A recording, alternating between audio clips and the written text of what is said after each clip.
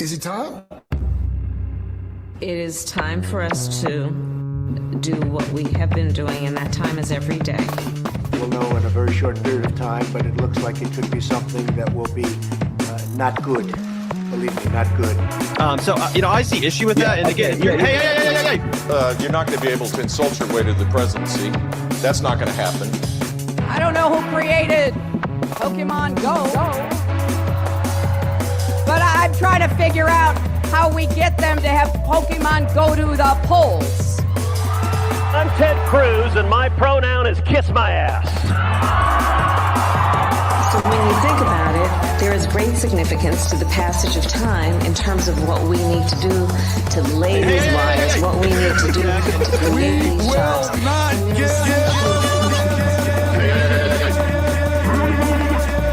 America is a nation that can be defined in a single word.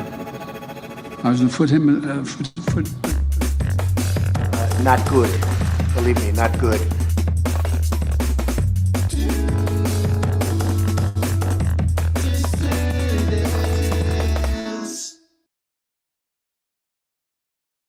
Hello, dissidents. Welcome, one and all, to a Tuesday matinee edition of the Do Dissidents podcast. Keaton Weiss here. Russell Dobular is getting situated right now. Got to put those headphones on. Got his camera working today, though. That's progress of a kind. There you go. Got to unmute that microphone. What's up? You're there? All right. Beautiful. All right. Well, that's 3 in a row. On a roll. 666 strong in the YouTube chat. And 309 filing in over on Rumble. Up over 700 now in the YouTube chat. Thanks very much, everybody, for being here. I think we should do like a Simpsons thing where something different goes wrong at the top of every show. Yeah, at the top of every show. Yeah, that might be something. Getting to be a pattern. So, yeah, may as well make it a gimmick, right? Yeah, make it exactly. A gimmick. Use it to your advantage, right? Exactly. That's what W.C. Field said. That's right. That's right. If it's a pattern, make it a gimmick. If it's a pattern, make it a gimmick. That's right. The chat feature in the Rumble Studio is a little slow today. It's a little slow to update, but we are getting everything. We got our first Rumble rant in, so we know that's working. So thanks, everybody, very much for being here. Got a big show today. Lots of stuff to get to. I want to jump right in for a breaking update, everybody. The House Oversight Committee, this is just an hour or so ago, Chair James Comer issued a flurry of subpoenas naming former President Bill Clinton and former Secretary of State Hillary Clinton among the high-profile figures as the Epstein saga continues to unfold. So Libs of TikTok was very excited about this. She tweets out, holy shit. Yeah. Mm-hmm. Wow. Yeah. Wow. So James Comer tweets out That's what they pay her list. to do, man. That's the gig. Exactly. That's the gig. So James Comer tweets out the House Oversight Committee is compelling the following individuals to appear for deposition through issued subpoenas. And this is just comically a who's who of Donald Trump's enemies list. Hillary Clinton, Bill Clinton, Merrick Garland, James Comey, AG Bill Barr, former AG Alberto Gonzales. He was George Bush's second or third AG, whatever it was in the second term. I think he was his second. And last one, Jeff Sessions, Robert Mueller, Loretta Lynch, and Eric Holder. Now, I looked at this and I'm thinking, wait a minute. The Epstein files are being subpoenaed along with certain people to give depositions as they relate to Jeffrey Epstein. But could all those names be Epstein related? Because don't forget, they're looking into this weaponization of the government probe with Russiagate. Right. Maybe Comey was for that or whatever. Apparently not. Apparently, according to ABC News here, they have the article. House Oversight Chair issues subpoenas for Epstein files, depositions with Clintons. House Oversight Committee Chairman James Comer issued numerous subpoenas on Tuesday, including one to the Department of Justice for the complete Jeffrey Epstein files, and another for depositions with former President Bill Clinton and former Secretary of State Hillary Clinton. So, to be fair, they are subpoenaing the files themselves. Comer said he wants the Justice Department to turn over the full, complete, unredacted Epstein files on or before August 19th. And then, like I said, this is what I was kind of suspicious about. In addition to the Clintons, the Republican-led panel issued subpoenas for depositions from James Comey, Loretta Lynch, Eric Holder, Merrick Garland, Robert Mueller, William Barr, Jeff Sessions, and Alberto Gonzales. Republicans on the committee said they are seeking information from these officials regarding the Epstein files. What?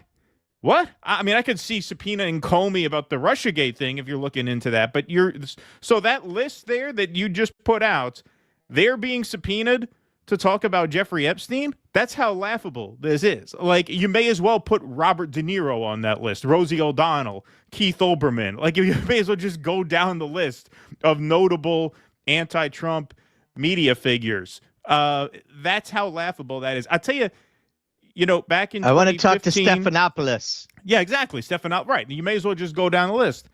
Back in 2015 and 2016, I won't say lost friendships over the Hillary campaign, but I definitely strained friendships over the Clinton campaign, specifically with talks about Bill and the abuse of women and his connections, to all these very mysterious disappearances and deaths and self-deletions. And, a big part of that was obviously his, predatory behavior towards women, not just Monica Lewinsky, Juanita Broaddrick, but also the goons beating up Jennifer Flowers' neighbor because he continued that affair and the neighbor knew. It really was a scarring experience to see just how many of my close friends were indifferent to that sort of predatory behavior if the person doing it was someone on their team. And so you really know, if you're Donald Trump, you know how bad you fucked this whole thing up, that I do not care that Bill Clinton is being subpoenaed to talk about the Epstein files. Like, if I don't give a shit at this point, that's how you know you really burnt whatever goodwill you had to the ground. Because if you asked me 10 years ago, say, hey, if Donald Trump promises to drag Bill Clinton before Congress and testify to all of his various misdeeds, I'd have probably said, sign me up. I'll vote for him right here, right now. That's how consumed I was by this at a certain point. So the fact that I don't give a shit about this now, the fact that I'm shrugging this off as a laughable deflection and a distraction just shows you how far they have fallen. They have really, really blown it. I mean, it's embarrassing. It's embarrassing. You would think you'd put at least one, non-enemy of Trump on that list, even if you think the guy's innocent and has nothing to hide. Just bring him in so it looks less partisan than this. I mean, this is just a who's who of Donald. Comical. Robert Mueller, Loretta Lynch, Eric Holder. I mean, come on. This is getting very pathetic. Very, very pathetic. Well, it was very obvious from very early on that this was exactly what they meant by going after the deep state. This was always what it was. Because we had so many people in our space who were running around talking about Kash Patel like he's Elliot Ness. I listened to his book. I think it was on the way out to Seattle to find out, so because people kept bringing up his book. So I listened to it, and it was very clear that this was exactly what this was going to be, because his book makes some valid points about the intelligence services and their coziness with media and politicians, but then takes a turn into this very partisan, but it's mostly the libs. Right, It's mostly the liberals. It was very clear that his idea at best of cleaning it up was going to be getting rid of people who were sympathetic to their political enemies and replacing them with people who would do the same things for them. That was very obvious. Like, I don't understand how anyone who read his book didn't get that. I did.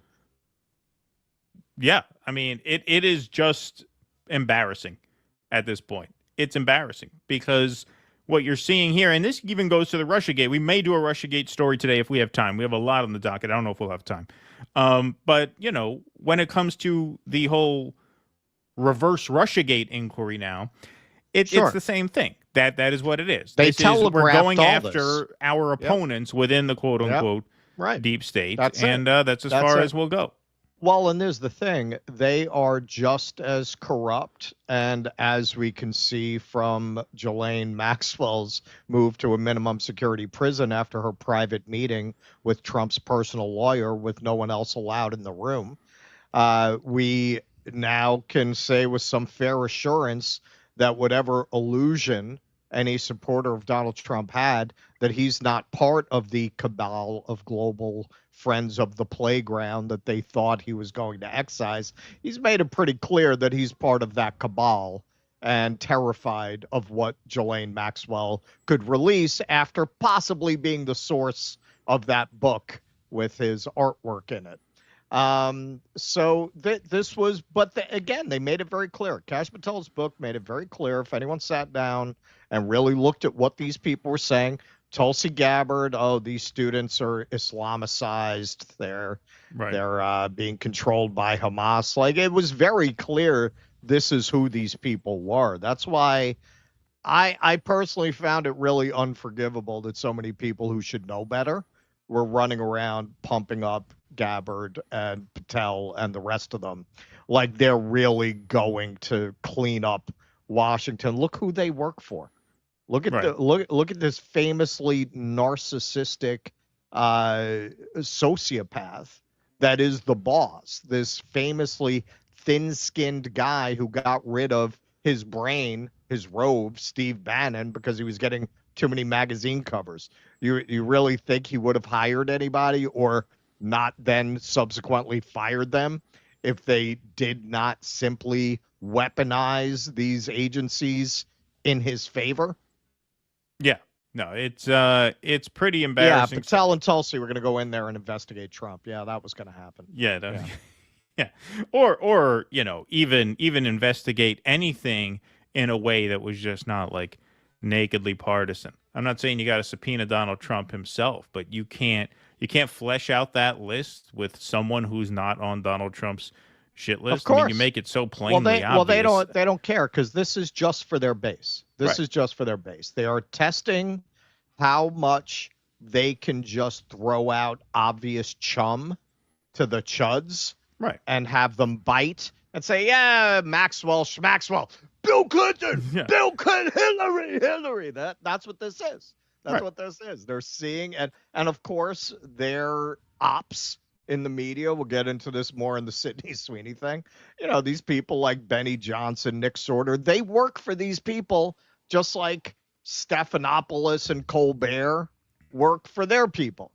Right. You didn't escape being psychologically manipulated by a government and intelligence agency operatives that are cozy with the media. You just switched over to different operatives and different media and different mouthpieces because the other thing wasn't working.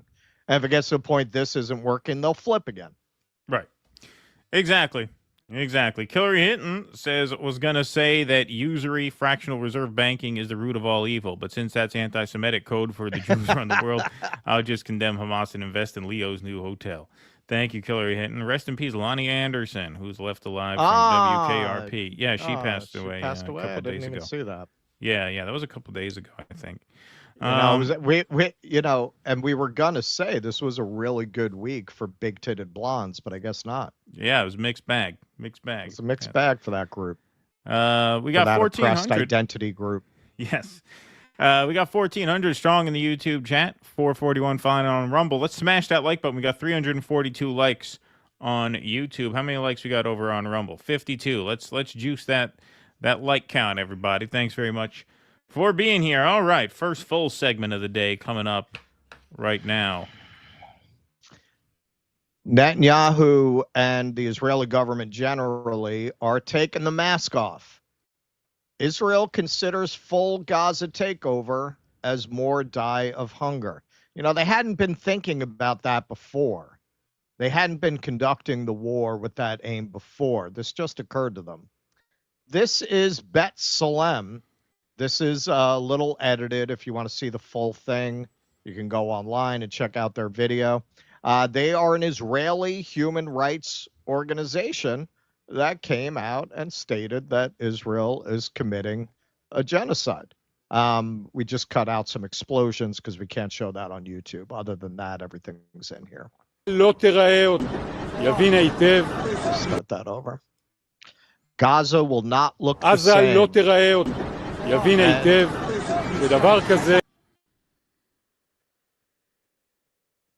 Gaza will not look the same, and whoever remains will understand very clearly. I had to cut a little bit. You don't do something like this to the state of Israel. There are no uninvolved civilians. There are no uninvolved civilians. This is what they're singing. We will exact an unbearable price. We are going to finish Gaza off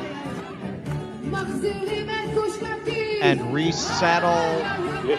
Sorry, the Israelis are always too fast for us.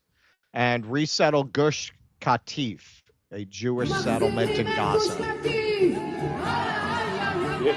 There's a very, very important message here. So this is, I had to cut this out. They blow up an ambulance, and over it is one of their military leaders saying a hospital is not the safe place. So this is sending that message. Let's go destroy Rafah. And chanting, we won't give up until this village is wiped out. Gaza will be annihilated. You wanted hell, you'll get hell.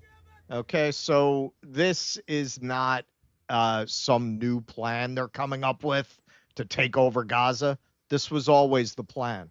They would never have conducted this war this way if they planned on Palestinian people being able to live there. Right. They made it uninhabitable quite intentionally. Israeli Prime Minister Benjamin Netanyahu favors a complete military takeover of Gaza for the first time in 2 decades, media reported, and was to meet senior security officials on Tuesday to finalize a new strategy in the 22-month war.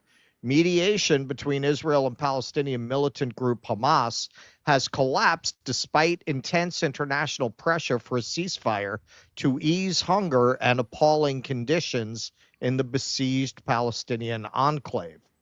8 more people died of starvation or malnutrition in the past 24 hours, Gaza's health ministry said, while another 79 died in the latest Israeli fire. Netanyahu was to meet Defense Minister Israel Katz and Military Chief of Staff Eyal Zamir to decide on a strategy to take to cabinet later this week, an Israeli official told Reuters. Strategic Affairs Minister Rob Dermer, a confidant of Netanyahu, would also be present. Israel's Channel 12, citing an official from Netanyahu's office, said the prime minister was leaning towards taking control of the entire territory.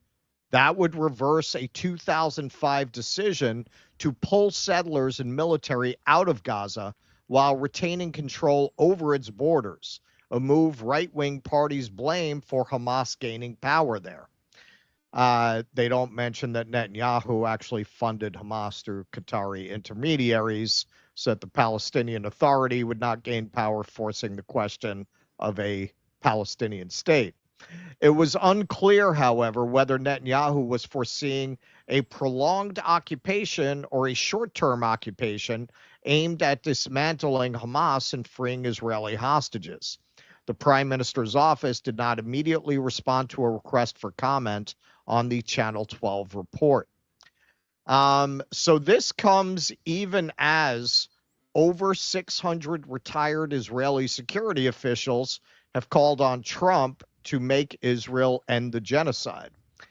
This is from the Jerusalem Post. 600 members of the Commanders for Israel Security, consisting of former senior officials from the IDF, Mossad, and Shin Bet, have written a letter to President Trump urging him to pressure Benjamin Netanyahu to stop the war in Gaza due to Israel's desperate situation regarding global legitimacy. Now, note, they don't say end this because it's a genocidal horror. They say end this because it's costing us legitimacy. Remember, these are intelligence people. They have their ear to the ground. They see how hard this is making it for people in their line of work to propagandize the rest of the world into throwing up its hands and saying, it's complicated. Those people have been fighting for thousands of years. They see they're losing the Hasbara war the longer this war goes on. They don't say this is inhumane. They say it's costing us global legitimacy. And to that point, Peter Dow posted this. Let's be very clear. Huge numbers of Israelis are openly genocidal. So when Bernie and other Dems try to pin everything on Netanyahu, they're bullshitting you. Yes. And what he posted here is from a poll that made the rounds a couple weeks back. Support for forced expulsion of Gaza residents. This is from March 2025. 82% supported forcibly expelling all Palestinians from Gaza. 56% supported expelling Arab citizens of Israel as well. You know, the Zionists are always telling you it's the only place in the Middle East where people live in harmony. The Arabs have equal rights. Everyone lives in peace, right? Support for mass killings in biblical terms.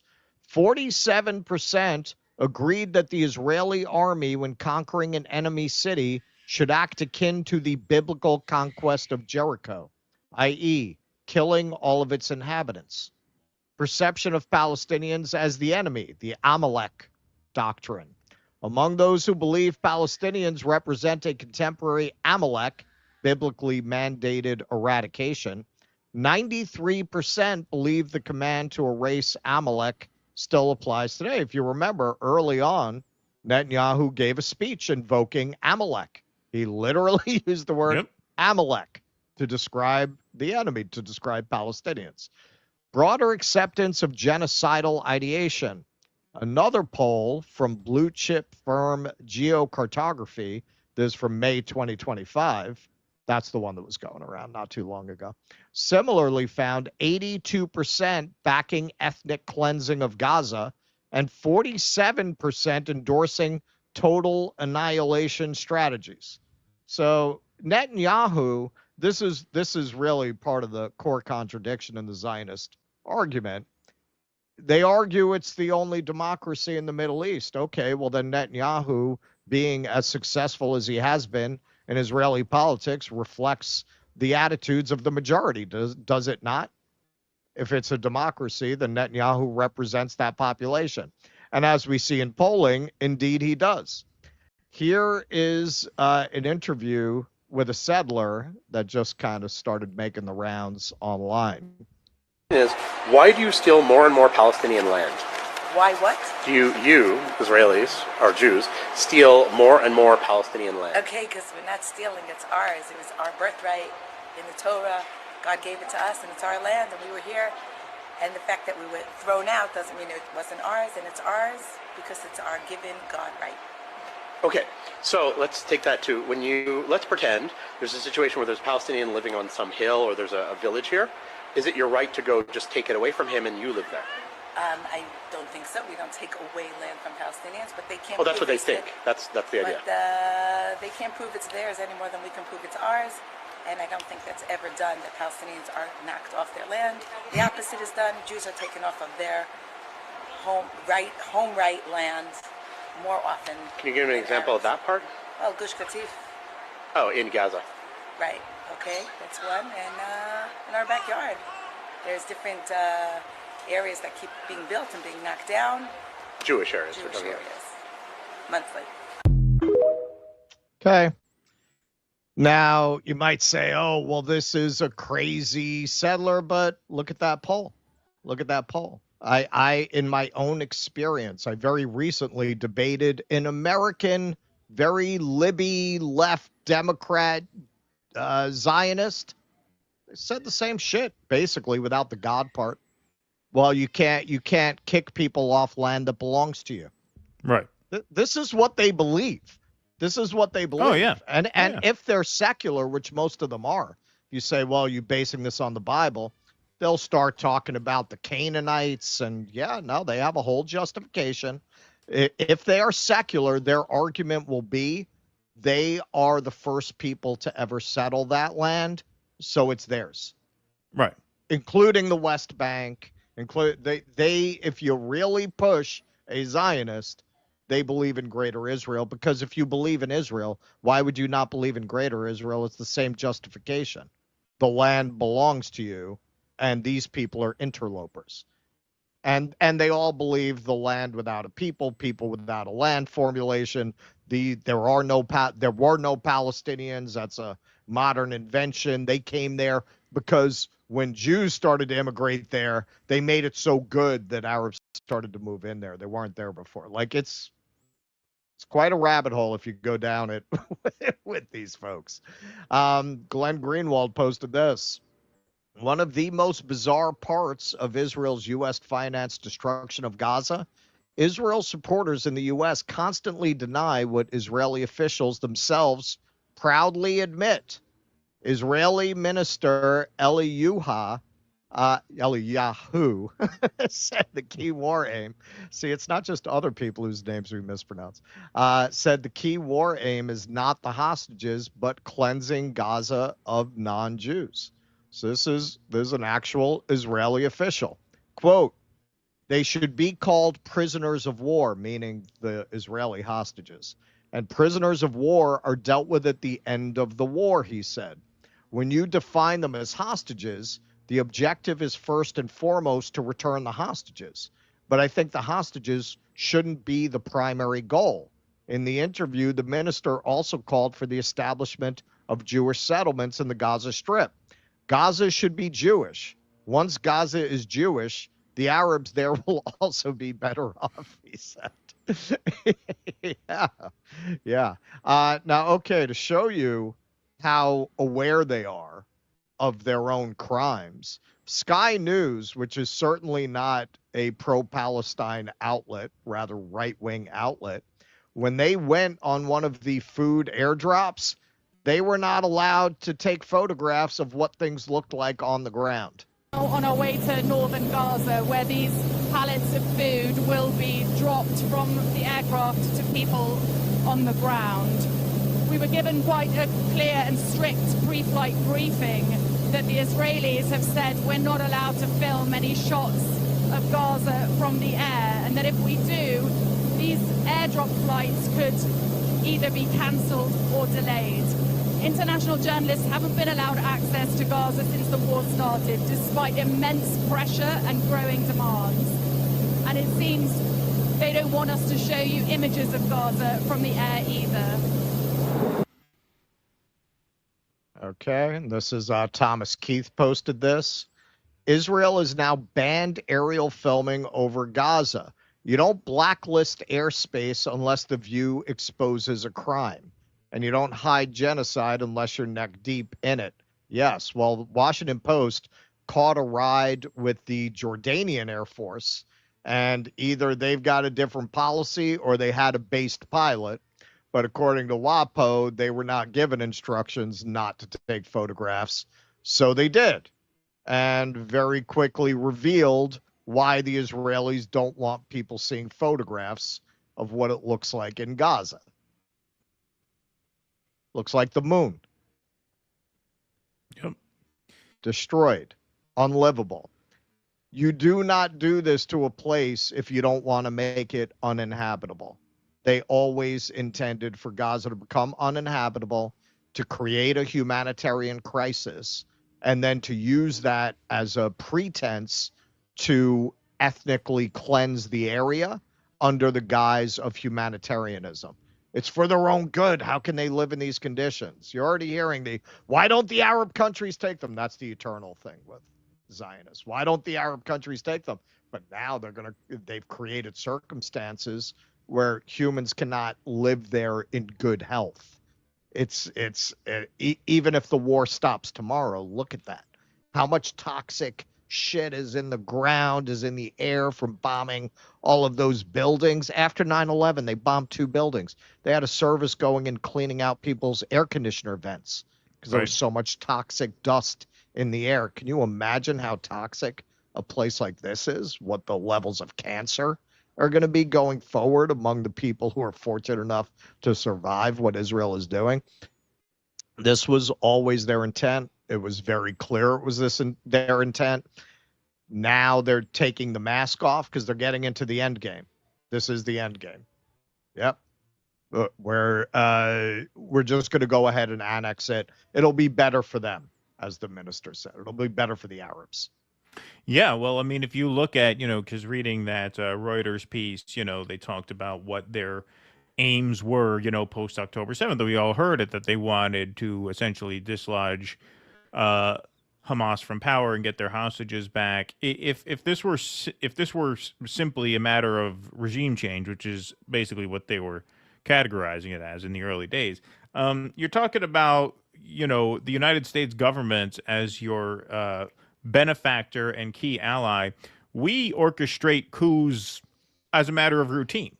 We do that all the time. So you're saying we couldn't have done that for them if their goal were simply to dislodge Hamas from power and install a government that's more friendly to Israel? We do that kind of thing all the time, right? I mean, that's what we do best from a foreign policy standpoint. We don't win wars.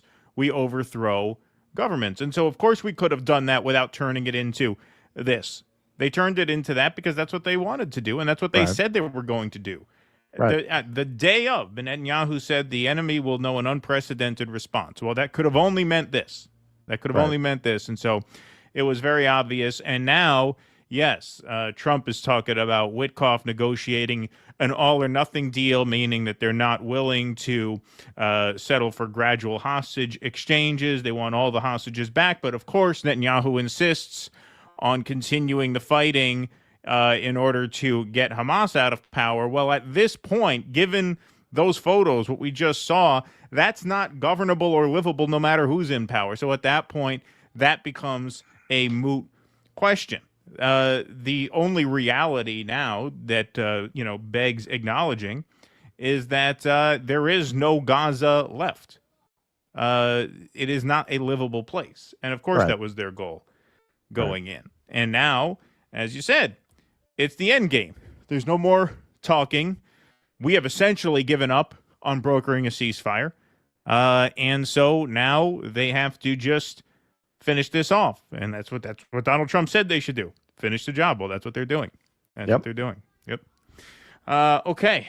Natalie Williams, thanks for the $5 over on YouTube. GOA can't verify Treasury audit report because the input is garbage, the Government Office of Accountability. The national debt most likely 151 trillion, not 37. Check out TruthStream Media. Thank you, Natalie. Artie Blarty Fart Blast, thanks for the $2.99. Gaza, is the Sudetenland. Eric Suarez, thanks for the $5. Honestly, Zios believe they own the world, and we are the ones stealing it by living in it. Yeah, exactly. Yeah, that's a good point. That's a good point. Furl Queen says, my mom and dad are visiting. Please would you tell them what a great daughter they have, especially as I went to the trouble of putting trousers on for their visit. Haha, love you guys. Yes, Furl Queen is a good egg, so congratulations, Mr. and Mrs. Furl Queen. Good job. Good job. Well done. Well done. Virtuoso, thanks for the $10, my friend, says, if there's any Zionist near you, preferably Randy Fine, who has a body image problem and struggle with obesity, recommend them the Gazan weight loss program. Rest in power, Dwayne Vogel. Excelsior. Yep, rest in power, Dwayne Vogel. We'll see if we can put something together for Sunday. Russ mentioned maybe doing an intermission if we could think of something. Yeah, man. I mean, I know what he liked. Yeah, so there we go. Okay, let's see here. All right, we can move right on along. Okay, so there's another Israel-related story, folks. So this was a story that developed pretty quickly, and it actually has a not-so-terrible ending for a change. So it started yesterday, August 4th, 3:30 p.m., almost a full 24 hours ago at this recording, with the announcement via Axios, states that boycott Israeli companies will lose disaster relief funds, says the Department of Homeland Security. That's right. So Axios put this article out, states that boycott Israeli companies will lose their FEMA funding. The Trump administration said states and cities that boycott Israeli companies would be ineligible for disaster relief funds. President Trump has repeatedly dangled emergency funds to advance his political priorities, but this move is largely symbolic. Recipients must comply with all applicable federal anti-discrimination laws material to the government's payment decisions, the Department of Homeland Security said in an April notice. Discriminatory prohibited boycott means refusing to deal, cutting commercial relations, or otherwise limiting commercial relations, specifically with Israeli companies, or with companies doing business in or with Israel, or authorized by, licensed by, or organized under the laws of Israel to do business. So, shout out to Nico House for finding this, because Steve Bannon, he's not on X, he's on Getter. That's his social media platform of choice. He has 7 million followers on Getter. I didn't know there were 7 million people who use that. I didn't know there were 75 people who knew what that even was. But yes, Steve Bannon posted to his Getter account, Israel first. Wow. Jake Shields says Trump will let Americans die if they don't pledge allegiance to Israel. This is an act of treason. It's time for MAGA to wake the fuck up and realize that Trump is an agent of Israel. And if you think that's inflammatory language, Candace Owens doesn't think so. She agrees. She says, yes, in the truest sense of the definition, this is an act of treason. He is now working to undermine Americans in favor of a nation that has always been hostile to the United States. Wow. So Glenn Greenwald points out here, even worse about this Trump policy that bans disaster relief funds to any American state or city boycotting Israel, is it only applies to Israel. They can boycott France or Peru or the UAE or South Korea or even other American states and get funds. You just can't boycott Israel. And he brings a receipt for that claim. When Andrew Cuomo was governor of New York, he ordered state employees to boycott both Indiana and North Carolina due to their gender bathroom laws. But then he also banned contracts to anyone boycotting Israel. So you can boycott U.S. states, just not this one foreign country. Exactly. So they got so much flack for this from within their own ranks that DHS on their official account put out, there is no FEMA requirement tied to Israel in any current NOFO, whatever that stands for. No states have lost funding and no new conditions have been imposed. FEMA grants remained governed by existing law and policy and not political litmus tests. DHS will enforce all anti-discrimination laws and policies, including, here's the catch, as it relates to the BDS movement, which is explicitly grounded in anti-Semitism. So those who engage in racial discrimination should not receive a single dollar of federal funding. Now, of course, the BDS movement is not at all grounded in anti-Semitism, as many people make that point, including Candace Owens, who comes back for more. No matter how many times you say it, it is not racial discrimination to boycott a country in the Middle East. Israel is not a race. It is a country currently being run by murderous psychopaths who blackmail and control American politicians. Greenwald again replies, and Americans have over the last decade organized boycotts of all sorts of other countries, including China and Russia. Yeah, they don't consider that discrimination. And they even organize boycotts of American states like Georgia, North Carolina, and Indiana. No punishment for that. Punishment only comes from boycotting Israel. Janine Eunice, racial discrimination. How stupid do you think we are? It isn't racial discrimination or anything approaching that to boycott a foreign country for genocide and other war crimes. Again, you talk about like the wokest construct you could possibly come up with. Yeah. You're a bigot for boycotting a foreign country.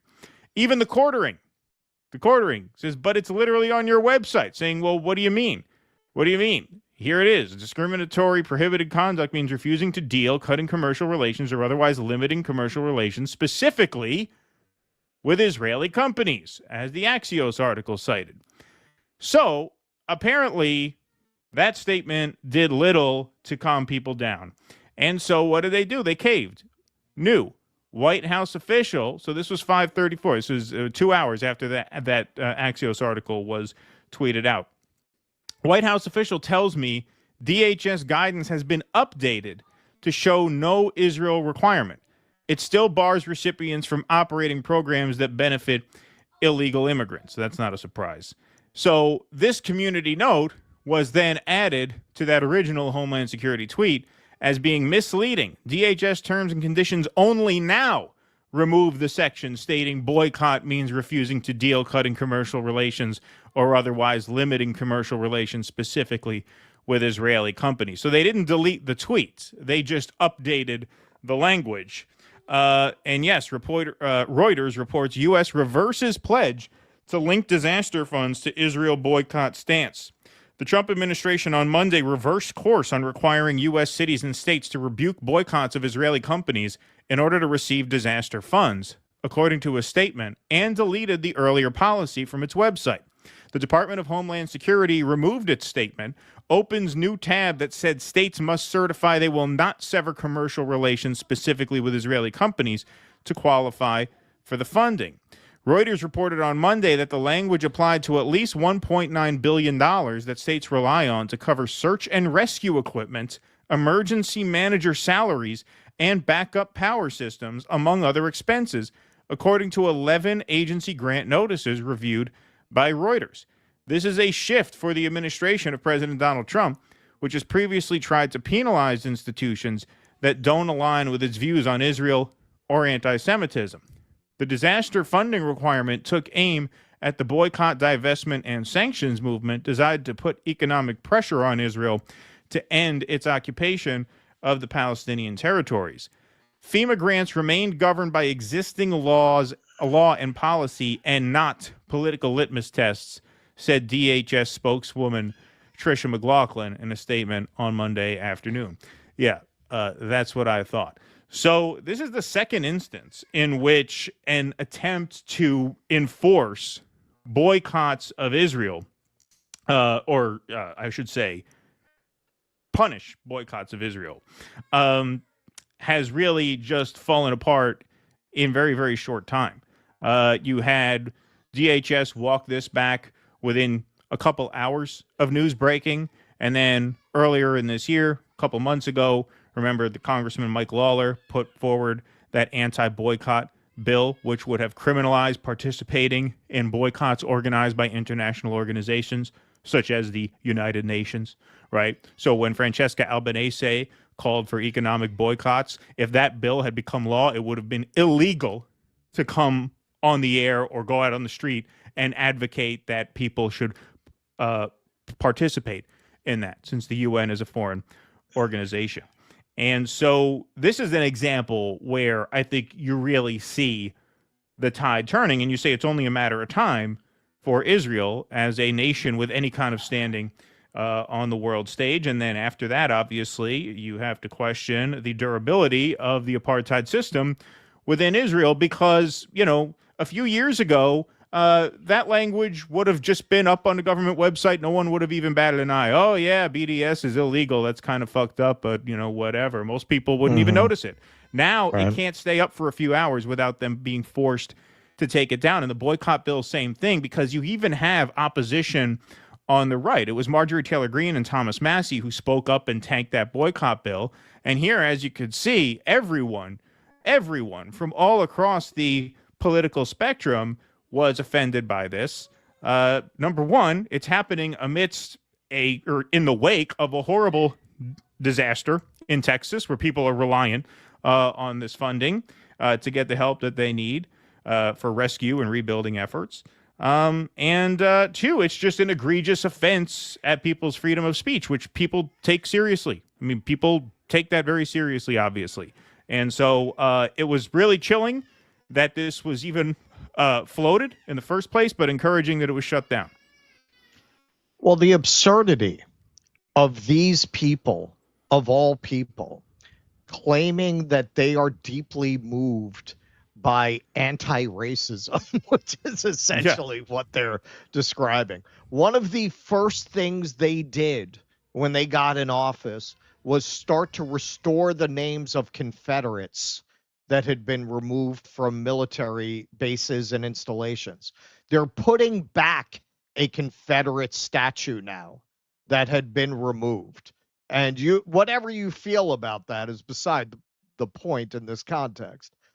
These are the last people who give a shit about issues like anti-Semitism, who care about people harboring racist feelings and whose feelings are hurt by that. They emphatically don't care about that. Their whole political brand is built around being actively hostile to that, including regarding anti-Semitism. There were fine people on both sides at Charlottesville, right? This is the crazy thing with all this.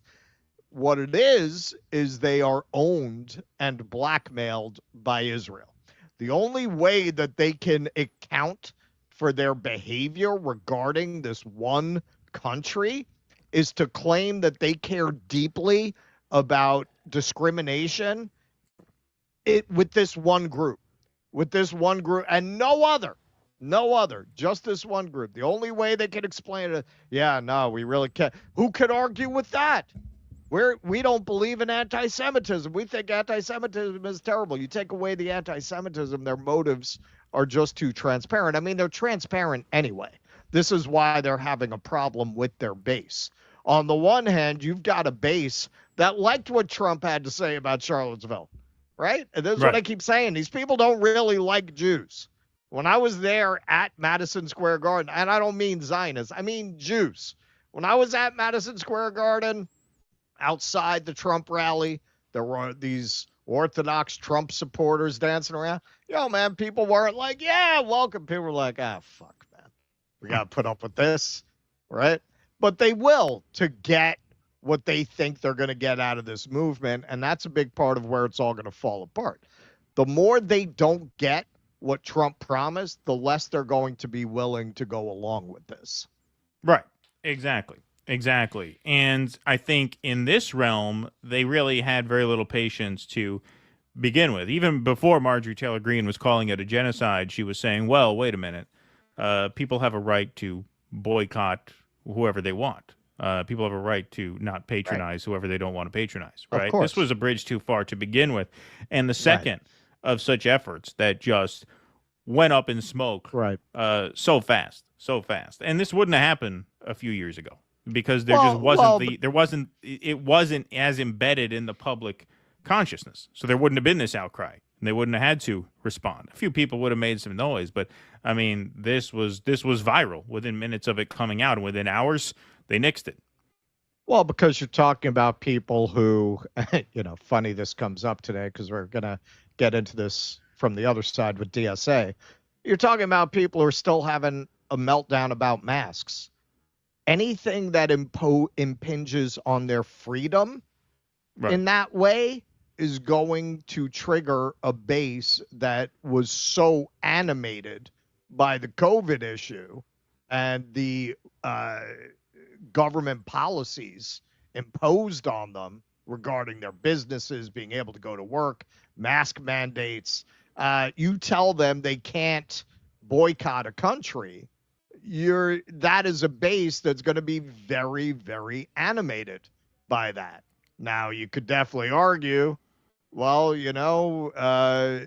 they're willing to put up with genocide in Palestine as long as you throw them anti-woke culture wars. But once those anti-woke culture wars impose on them with an Israel carve-out, they're not going along with that. Exactly.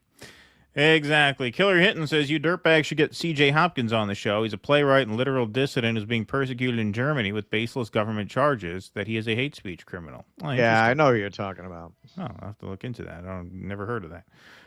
Ken Texican, got in here. Ken Texican, when Mike Nonads Johnson spoke in the West Bank, the speaker on a leash spoke only for the House of his Zionist Masters. Got to hand it for the 8-pack of Dogs Obedience School. Nonads may not have been the pick of the litter, but just look at him now.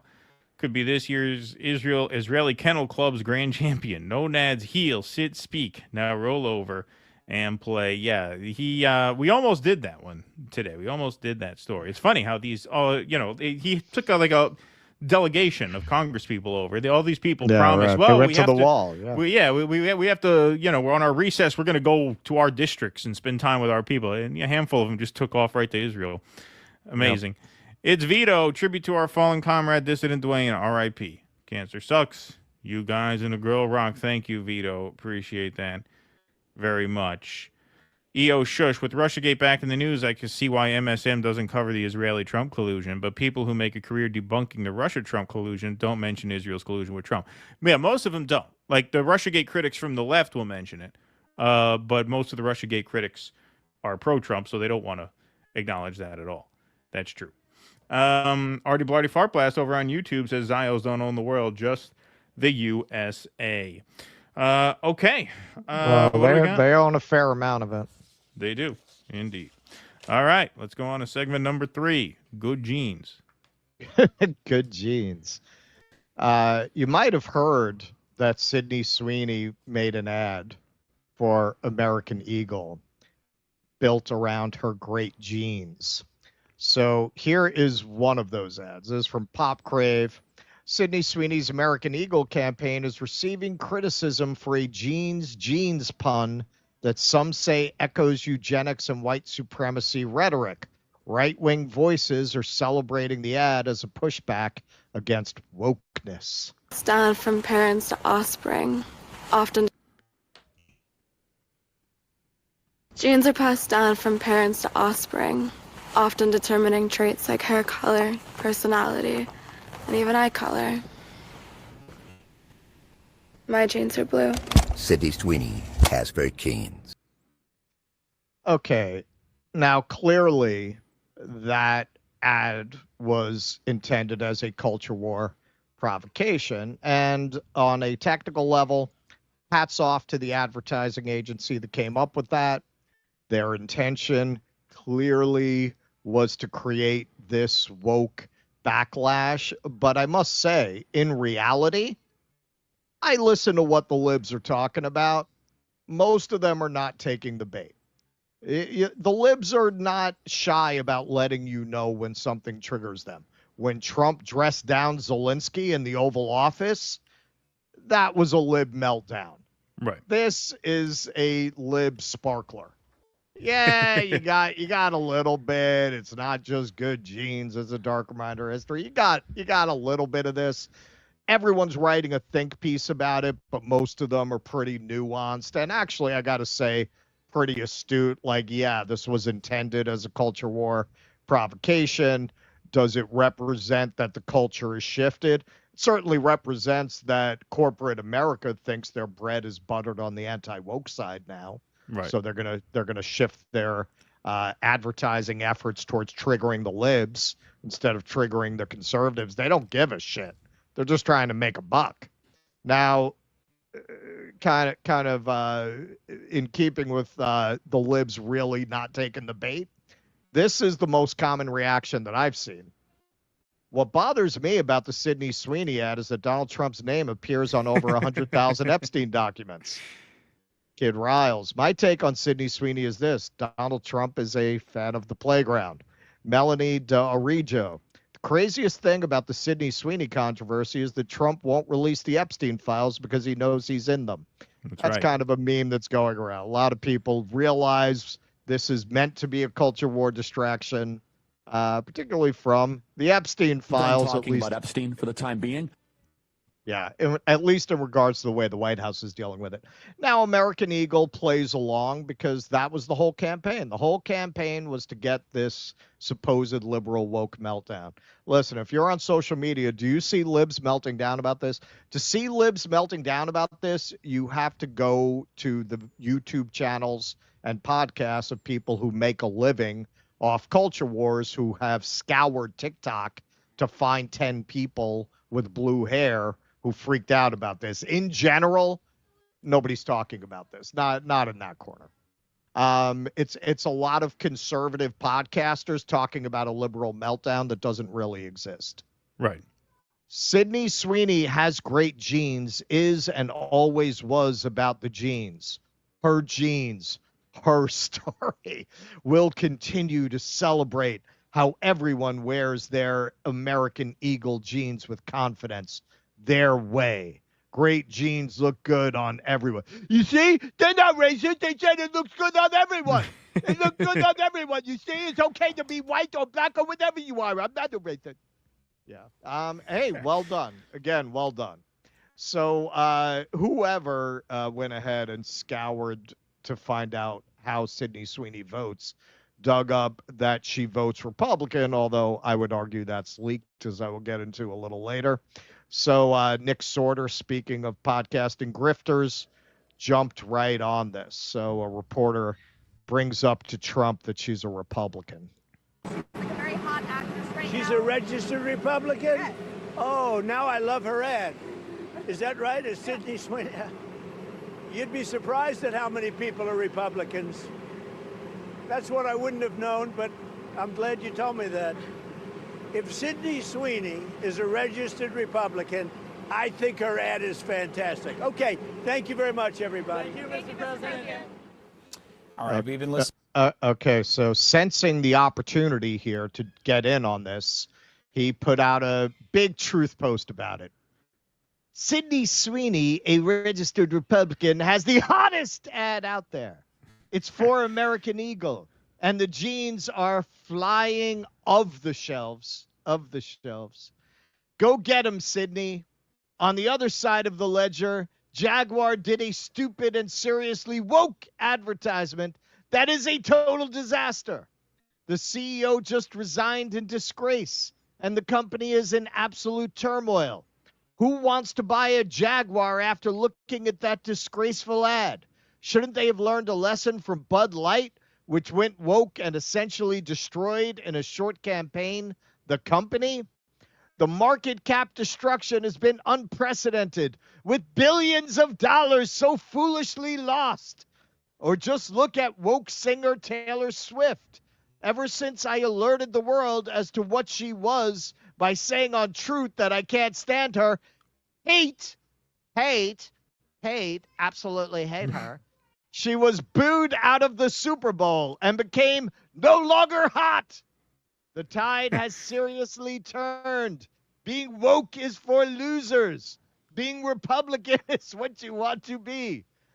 As always, thank you for your attention to this matter. Now, that worked out pretty well for American Eagle. Their stock shot right up 23% after he put that out. But hey, they were doing all right anyway. If you look at now they were a dead in the water brand. That's why I say, from a technical standpoint, hats off to the ad agency. They definitely read the moment right. It was a failing company financially, and you could see right when they launched the ad, you see the little mound there, right, towards the end of July. And then, it was starting to come back down to earth, and then Trump put this out, it shot up. So many people are making the obvious comparison to Dylan Mulvaney. And the comparison is apt in the sense that it's exactly the same ad from a different side, from a different intention. Of course, they got a trans woman to sell Bud Light to trigger a conservative backlash. What was very dumb about the Dylan Mulvaney provocation is the rich libs they were trying to convert to Bud Light are not going to drink fucking Bud Light. Right. They're drinking some nice craft beer. They ain't drinking no Bud Light. Your core consumer base is most likely to be offended by an ad like this. You spit in their face going after a customer base that was never going to start drinking Bud Light. That is why that ad failed as badly as it did. Bud Light never recovered from it. They lost about 50% of their sales. They used to have about 12% of the market. Now they have around 6% of the American beer market. Used to be number one, which is kind of amazing in and of itself, because Bud Light is, in my humble opinion, terrible. It was the number one selling beer. Now it's 3. And yeah, it'll never recover from it because it just became such a stigmatized brand. Now the kind of people who would have drank it before are going to get made fun of if they drink it in the crowds that they likely circulate in. So they're never going to start drinking it again. It's done. It killed it. But none of this was ever about principle. American Eagle would just as easily do an ad with Dylan Mulvaney in jeans if that's where things were. If that worked, that's what they would do. Human rights campaign. We did a whole segment about this around Pride and corporate sponsors pulling out. Human rights campaign, the biggest supposed supporter of gay rights. They were taking money from Lockheed Martin, man. Lockheed Martin thought nothing of wrapping themselves in the rainbow flag. These people would walk down the street with the Nazi eagle and a swastika if they thought that was the best thing for their business. Corporations are amoral by definition. They don't care. Now you got the griftoverse. Some of their motivation is just to make money off clicks and views and ads. A lot of these people are paid. A lot of these people are paid operatives. A lot of it is both. We have gone over that a few times. Sugargate, where all of these influencers, Eric Doherty, Clown World, were all revealed that sight unseen, without asking any questions, they were offered a few $100 to top $1,000 to go promote sugar and attack RFK's policy on getting sugar out of soft drinks, or not allowing people on Snap to buy soft drinks with their benefits. They took the money, sight unseen, man. Sight unseen. They didn't care. They didn't ask any questions. They didn't say that doesn't fit with what I believe in. So, yeah, man, partly it's that they make their money jumping on these kinds of very shallow culture wars. Some of it is they're paid. Some of it is their paid ops. So Ryan Fournier just got back from the local American Eagle store. They're completely sold out of jeans. Woke is dead. Gunther Eagleman, of course. Sydney Sweeney haters and all the, people with the Technicolor hair.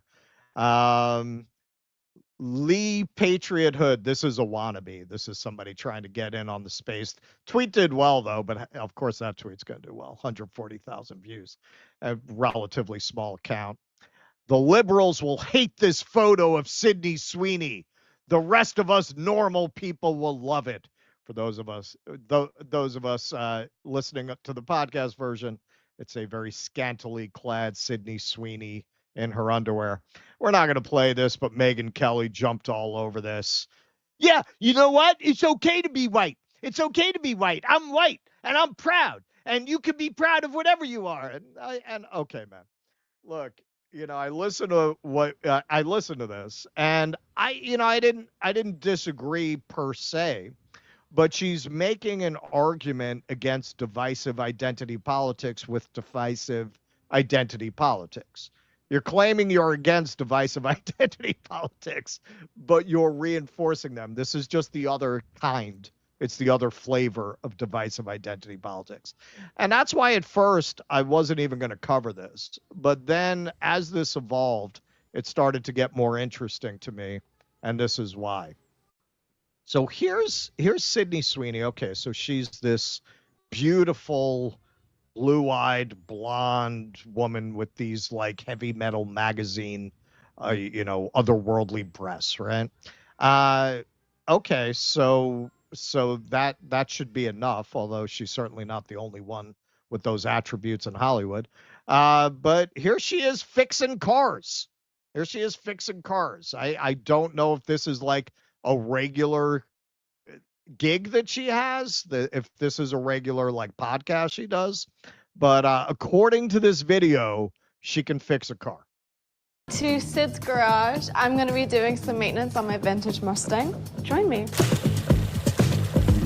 right, so now take out the music just in case there's a copyright issue here. So, I mean, if this is to be believed, she can fix cars and all that. All right. So then another video dropped where she's on the firing range and doing a pretty good job of it. Hey, eyes up here.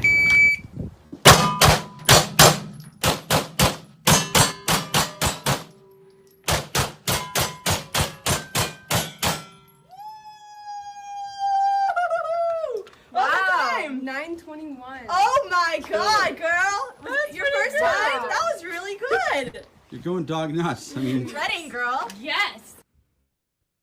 Sydney Sweeney has great splits. Okay.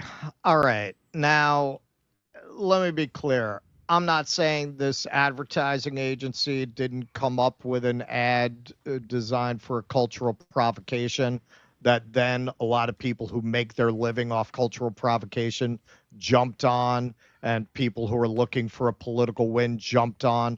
I'm not saying Sydney Sweeney sat down and had a meeting with Tulsi Gabbard about how best to promote the president. But what I am saying is this sudden inflation of Sydney, of the profile of this, master race looking woman. And I'm not disparaging her, but let's face it. I mean, she does play to those images, right? And then to say she has great genes, that was the point of the ad, to invoke that and to get a debate and a fake outrage going and all that.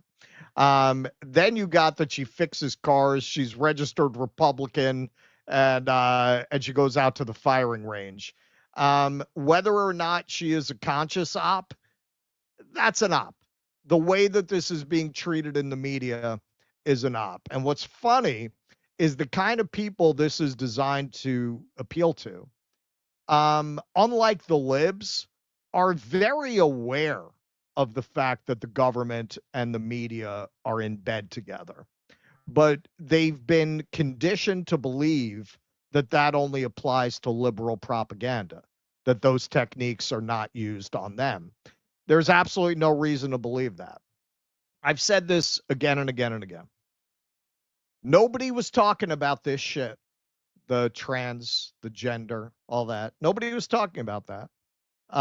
It was certainly not in the mainstream of the culture until Caitlyn Jenner.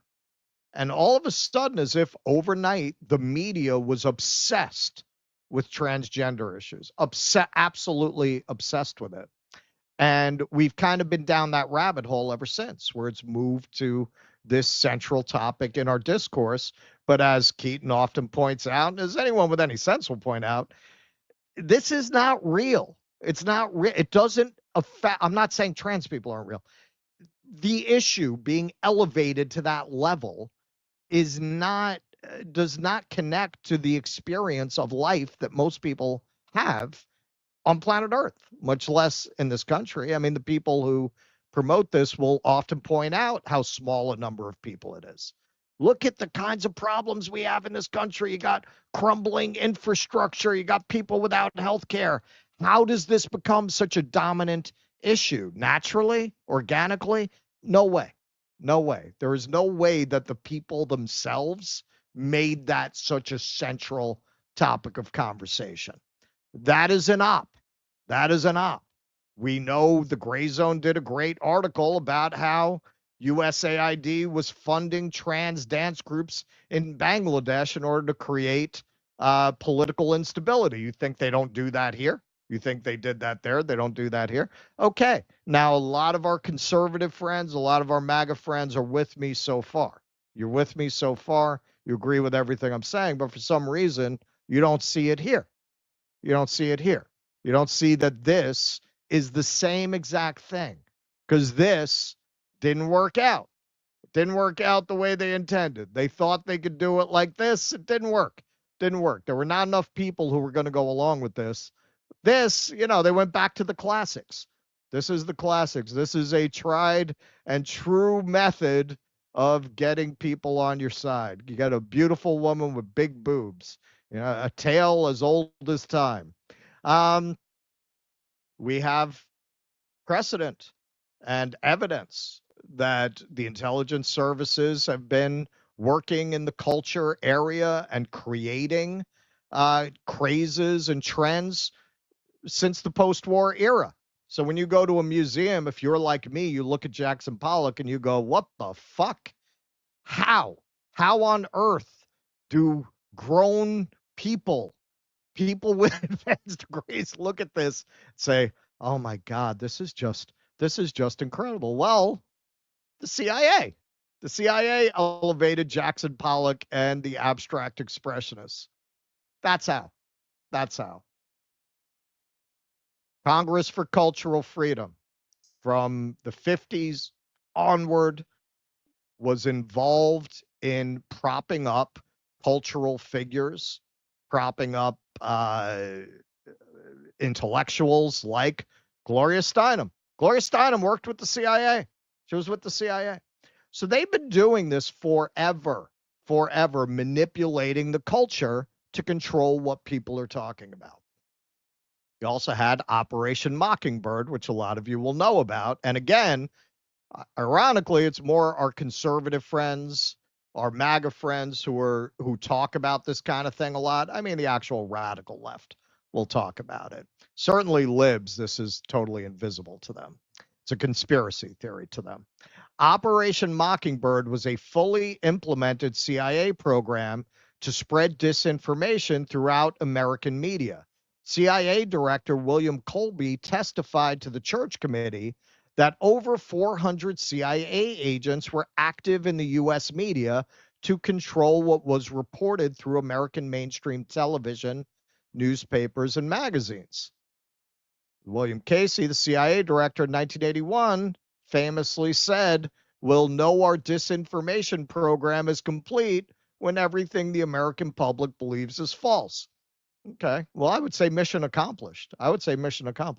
This, a few videos like this have gone around. This one went around in December. And you can see here, this is TV stations all across the country, all different localities, all reading off exactly the same script. False news has become all too common on social media. More alarming, some media outlets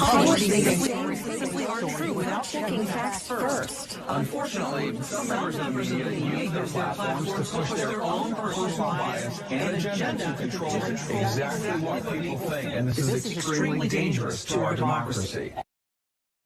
Okay, and there have been a few of those. Now, this was very infamous moment on Colbert where the star of Homeland was talking about how as part of their research every season, they get together at a club in Georgetown with journalism figures, media figures, and actual spies in order to do like background research for the show.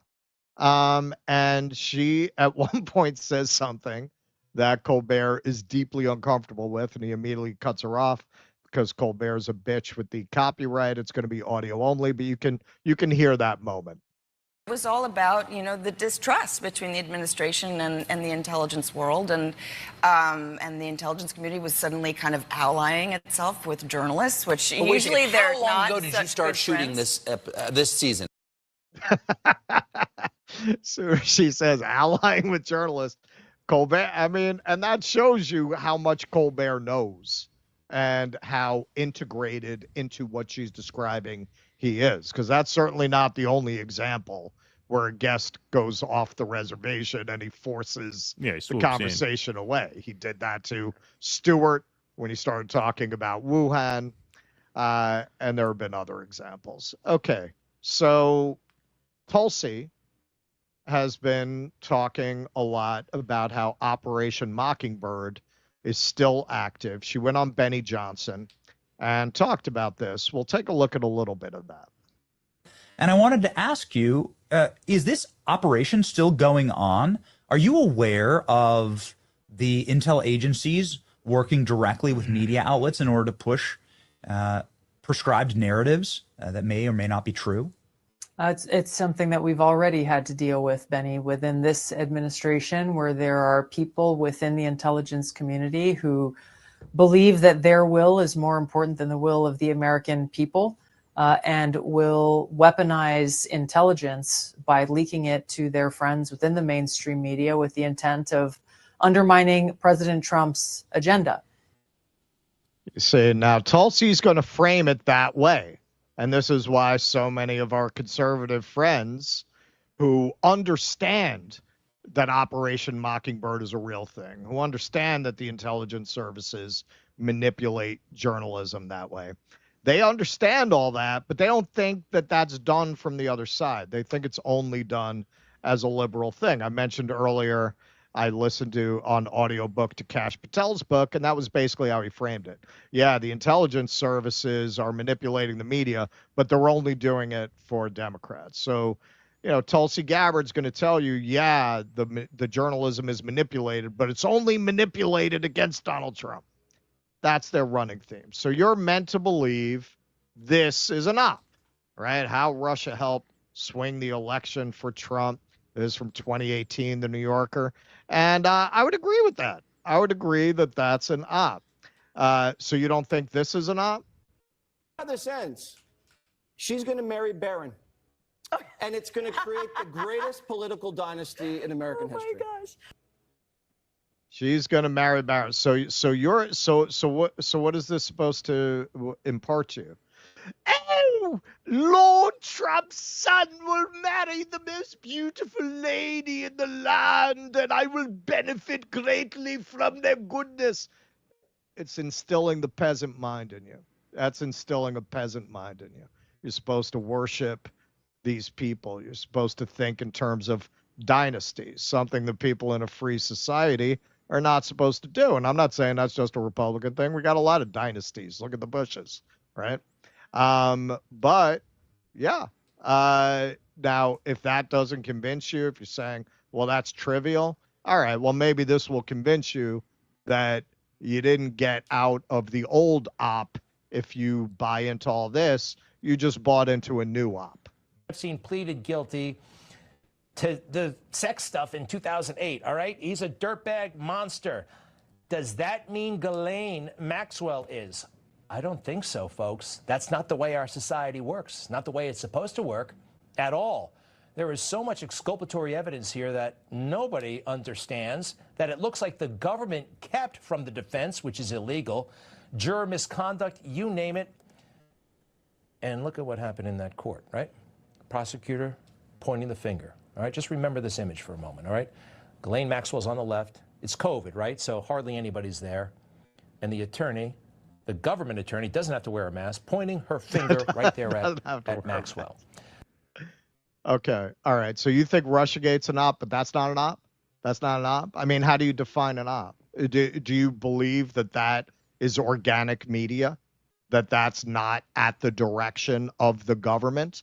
If you believe that you have media like Waters, like Kelly there on Newsmax, acting at the behest of the administration, well, then you've got Project Mockingbird. You've just got it operating for different interests. And I would argue overall, just like the corporations themselves don't care how they make their money, as long as they're making money, the deep state does not care how it manipulates the public into supporting their agenda, as long as they get their agenda supported. It doesn't matter to them if it's coming from anti-woke or woke, as long as you stay out from underfoot and you argue about bathrooms. They don't care which direction that comes from. So to close this out, China Show actually shared this with me on Twitter, and it's kind of the perfect capstone to this segment. The famous "They Live" meme. Without the sunglasses, woke is dead with Sydney Sweeney. You put the glasses on, die for Israel. That's it, man. It's all an op. If you feel you got red pilled because you understand that Russiagate and all of that was an op, all right, well, now you got to take the double dose red pill and realize when everyone's all of a sudden talking about how Sydney Sweeney has a right to be beautiful, you're being opt, man. You're being opt. If you're taking that rage bait, if you really believe there are a bunch of liberals out there screaming about this, I promise you there aren't. I would say if there were, there are not. There are not. You're meant to think that in order to capture your mind, particularly at a moment where Trump doesn't want you thinking about why probably the world's most famous living sex trafficker just got moved to a better facility. Yeah, I mean, that's what made it a brilliant ad campaign, because it was provocative enough to get a conversation going, but it wasn't actually offensive or repulsive, right? It was kind of a wink, right? She has good genes. She's pretty. So pretty people have good genes that make them pretty, right? Like, it wasn't actually bigoted. It wasn't actually hostile. They didn't go negative, right? They didn't get confrontational, but they were just provocative enough, like a little wink. Even the way she delivers the commercial, it's this sort of like wink to the camera. So it was provocative enough, yet subtle enough. Now, their next ad is much less subtle. This one, they're not going to get away with. That, not so subtle. That's the next American Eagle jeans ad. So this one might provoke a little bit more fierce a backlash, because that is laying it on a little that's bit thick. Too much. Yeah, that's laying it on a little thick there. Yeah, but this one was very well done. This one was well done. All right, very, very well. I wanted Russell's fresh reaction to that, so I didn't run that by him before. I was like, did you do that during the segment? No. Yeah, no. I did it. I did it before the segment. I just uploaded it during the countdown. Yes. All right. Well, we will move right on along here. What do we got? We got Sean Hurl. Thanks for UK friendly showtime, guys. Of course. Thank you, Sean. Jay Bell. Thanks for the $2. How do you say woke in Hebrew? A good question. Preposterous Mythology says American Eagle is Zio owned, Netanyahu donor, BDS targets. Are they Israel affiliated? I didn't know that. Yeah, I didn't know that. Race Car, thanks for the $20, says I might try working 3 remote PMC bullshit jobs simultaneously just to see if I could pull it off. There you go. One worked 13 simultaneous remote bullshit jobs and made $1 million in 1 year. That's true. If you can work them simultaneously, you can, triple your money, because you just work them at the same time. Not a bad idea. Worst that can happen is, you suck at it and you quit one of them and then try 2, Not a bad idea. All right, Russell, we got to do a CBD ad, so you're just going to have to put yourself in the back for a minute. Okay. All righty.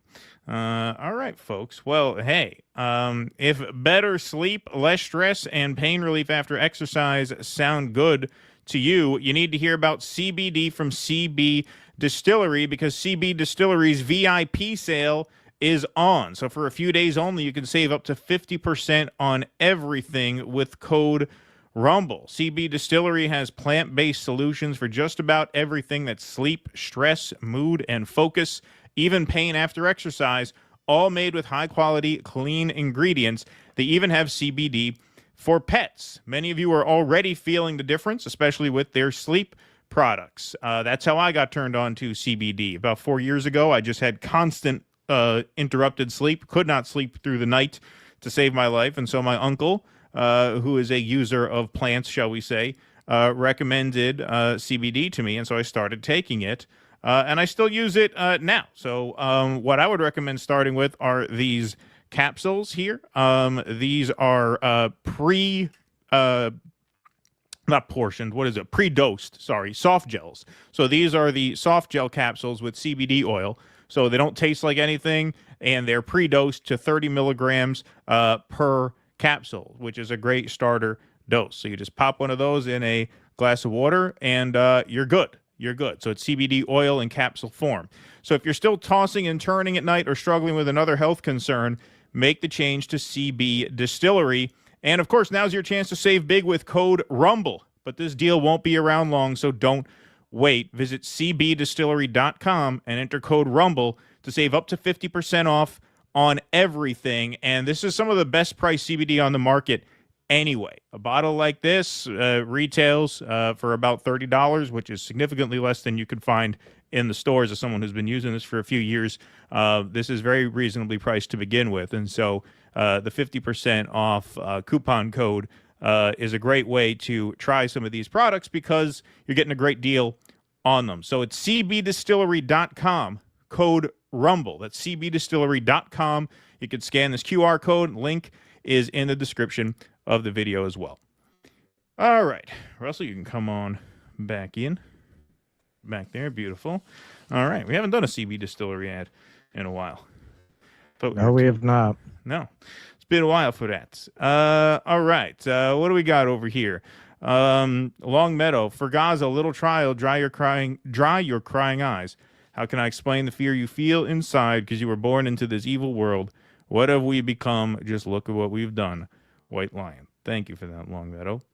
Furrow Screen says, thanks for trying, lads. They still think I'm a dick. Quote from my mom. Who's that talking? I knew them.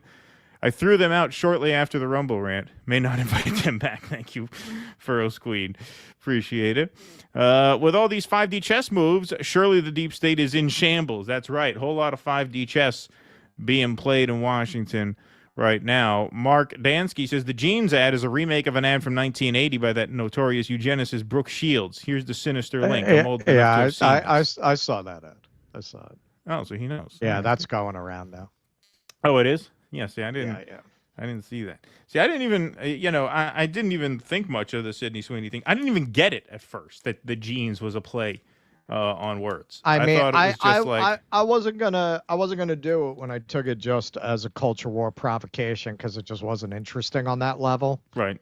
But once I saw, this is basically an op. Yeah, and I agree. Then it became interesting. Yes, and I think you're right. Didn't see a thing after eyes up here. Thank you for that, Artie Blarty Fart Blast. Appreciate that. Brad Gilbert says, bet you American Eagle paid woke influencers to blow this up. That would be another point of investigation, right? Did they pay to have it turned into something that it wasn't? That's an interesting point, too. All right, folks, we're going to move right along. So the inner workings of this story are very fluid. There is news now, just breaking after we went on, that Kash Patel has been summoned to hunt down the Texas Democrats who fled the state in order to deny the Republicans a quorum. So we're going to touch... Is he going to do it in his wizard costume? Yeah, exactly. Yes. He's been beckoned from the castle through the forest and over the hills to catch the runaway Democrats. Yes, he could write another children's book about this, be a memoir. So we're not going to focus on too much of that because by the time we drop this, most of those details will probably be obsolete. But big picture here, Texas is redrawing their congressional map, which they can do in a legislative session. So I just want to, before we start on this segment, there was a little confusion at the end of the last segment that we covered about this. The piece itself was fine. All that information was accurate. But when we got to the commentary part of it, there was a little confusion about whether or not a new census would be necessary to do what they're doing. So a new census is not necessary to redraw lines on the map. A new census would be necessary to do what DeSantis wants done, which is he wants to add a seat to Florida's House. That you can't do without a federal census because there can only be 435 seats in Congress. So if you give Florida a seat, you have to take a seat away from another state. So that would require a redone census. That's if you want to add seats.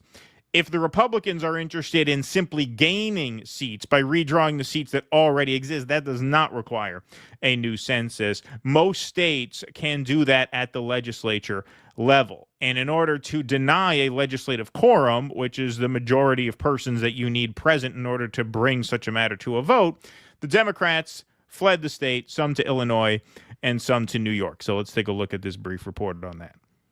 A redistricting controversy in Texas. Governor Greg Abbott is threatening to remove dozens of Democratic lawmakers after they left the state to avoid voting on the matter. ABC's Christian Cordero has the very latest from Washington. Today, the Texas legislature was set to vote on a new congressional map, but notably absent most of the state's Democrats. They left in protest against their Republican colleagues' plan, which, at the direction of President Trump ahead of next year's midterm elections, could boost Republican representation by redrawing lines in several districts. The Texas Democrats are fighting back.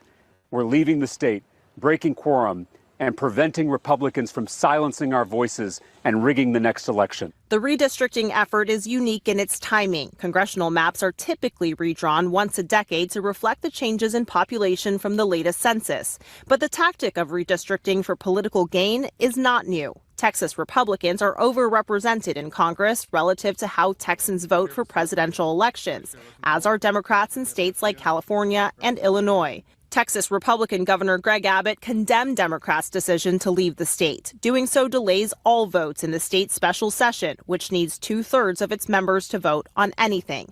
Abbott spoke to the Fox News channel.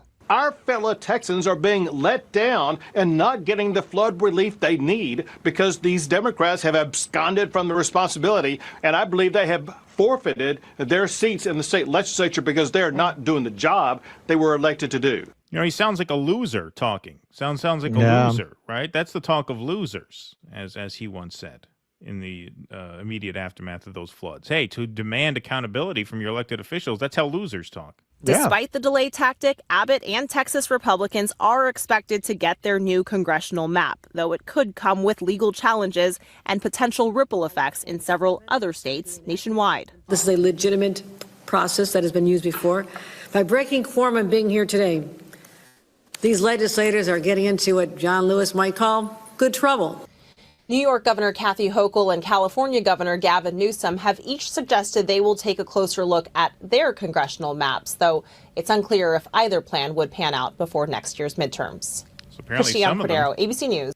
Some of them are apparently hiding out in Albany. Maybe Kash Patel will be Are around. they? I can help them find them. Well, they're in Albany with her. That's the governor's house. They're Oh, right yeah, there. They right. were with Yeah, her at the yeah. press conference. Maybe I'll see Kash Patel walking around town with a magnifying glass and a little pet dog near him, hunting down those Democrats. Inverness jacket. Yeah, right, exactly. Exactly. So, yes, Texas House Republicans have voted to issue civil arrest warrants for fleeing Democrats. That's right. And now the feds are being tasked with helping locate these runaway Democrats. Here is the Speaker of the Texas House of Representatives expressing real anger at the fact that these Democrats fled the state in order to deny them a quorum and delay the vote on the redistricting. Things the Texas House is working on and should be working on at this time. Pursuant to the Constitution, the governor gets to set the agenda, and the Constitution says the members of the legislature shall show up to do their jobs. I am proud of the members who are here. It was bipartisan. I am hopeful there'll be more members here tomorrow. But I am disappointed that while these members are here reporting for their duty under the Constitution, others are out of the state, in New York, in Chicago, in places they do not represent. They're up in filthy New York, engaging in homoerotic activities. We're here doing our job for the people of Texas, and you got these Enjoying Democrats. enjoying pleasures the people in the great state of Texas can only dream about with the light out in the middle of the night and not tell their wife. That's right. Republicans are down here in the great state of Texas, God-fearing people. Republicans showing up to represent the great people of Texas. Meanwhile, we got Democrats up in New York watching Hamilton and sucking cock while we're down here doing our jobs. We need to go get them. Obviously, I heard you can't even get a ticket to that show without taking a dick. Attention at this time. Pursuant to the powers that this House has, we have issued a call on the House. The governor has called me, and I appreciate his support. He has offered DPS to fully help us make sure we need to I don't mean double penetration. to establish a quorum and do this special session. Let me assure you of this. While our work may be delayed, whether it's tomorrow or next week, the House will complete its required duties. With that, I'm happy to take a few questions. Mr. Speaker, so you issued arrest warrants. What comes next is both on that end for members out of state and any that remain in the state going forward. I have signed the civil arrest warrants. We will work with DPS to locate members. So there we go. There DPS, by the way, is the Department of Public Safety, and now apparently Kash Patel has been enlisted in this effort. So that's where they stand now. They are being denied a quorum so that the vote is delayed until they go up north and get these goddamn Democrats and drag them back down to Texas to do their jobs. But the fact that the Republicans are going so far out of their way to redraw these maps has started perhaps a broader trend here. So the Wall Street Journal reports Trump's Texas gambit ignites nationwide battle for House control. Texas is at the center of GOP gerrymander efforts after Trump successfully lobbied Republican Governor Greg Abbott to call a special session to redraw the lines of the Lone Star State. While some Texas Republicans initially signaled they were reluctant to consider the idea of even 2 additional seats, Trump persuaded Abbott to go for a Hail Mary approach by attempting to win 5 more. State lawmakers moved ahead with a special session Monday, but Democrats' absence blocked a quorum, putting off a vote on the new maps for now. So the reason there was reluctance to do this, because it's a good question that you may ask yourself, well, if it's this easy to just redraw the maps in your favor, why don't both parties do this every single time? Right. And the reason for that is because by doing this, you are surrendering in certain cases the most important political advantage in Congress, which is the advantage of incumbency. So very often when you do this, you fold one district into another and force 2 incumbents to go head to head, as is what happened in New York. After New York was gerrymandered in 2020 after the census, Jerry Nadler and Carolyn Maloney, who were both incumbent congresspeople from New York City, they had to then compete for what was one new district. So one of their districts got essentially swallowed by the gerrymandering, and so they had to go up against each other. And so there is risk in doing this because you're surrendering the incumbency advantage not only when something like this happens where one person's district is just gerrymandered out of existence, but also by putting a sitting congressperson in a district that's now represented by a new crop of voters. Well, all of a sudden that congressperson is new to that crop of voters. The way congresspeople stay in power all the time is their constituents get used to them and they just vote for them as a member of habit. That's why incumbents have such a high rate of re-election. So that's the risk of doing this. That's why it doesn't happen all the time. When you are looking at a challenging midterm, though, that's when the Hail Mary pass becomes an attractive play because, hey, if we can jerry-rig this to the point where we can change the terrain in 5 districts to make it more favorable to us, even though it does put some incumbents at risk, that's a risk worth taking when you need to complete that Hail Mary pass. So Trump and his allies are looking at other states as well, including Ohio, Florida, Indiana, and Missouri, to squeeze out more seats. Democrats are vowing to retaliate by potentially reshuffling lines in Democratic-run states such as California, New York, and Illinois. If Republicans are willing to rewrite the rules to give themselves an advantage, then they are leaving us no choice. New York's Democratic Governor Kathy Hochul said at a press conference Monday, where she was joined by Democrats from Texas, we must do the same. So there was a bit of her press conference played in the ABC clip that we saw, but here's some more of Kathy Hochul on this. Much for making this journey. And I thank them so much for making this journey. You are on the right side of history. And you're not alone. We are in solidarity with each and every one of you and your colleagues in another state hosted by my great friend, J.B. Pritzker. Welcome you as well. As I said, history will judge us on how we respond to this moment. But here in New York, we will not stand on the sidelines with the timid souls on the sidelines who don't care, will not invest their heart and soul into this battle. This is a war. We are at war. And that's why the gloves are off, and I say, bring it on. Inspiring words from fearless. I've already cleared it with Miriam Adelson, and she says she doesn't have a dog in this fight. She says, yeah, both the same from my perspective, so whatever. Whatever.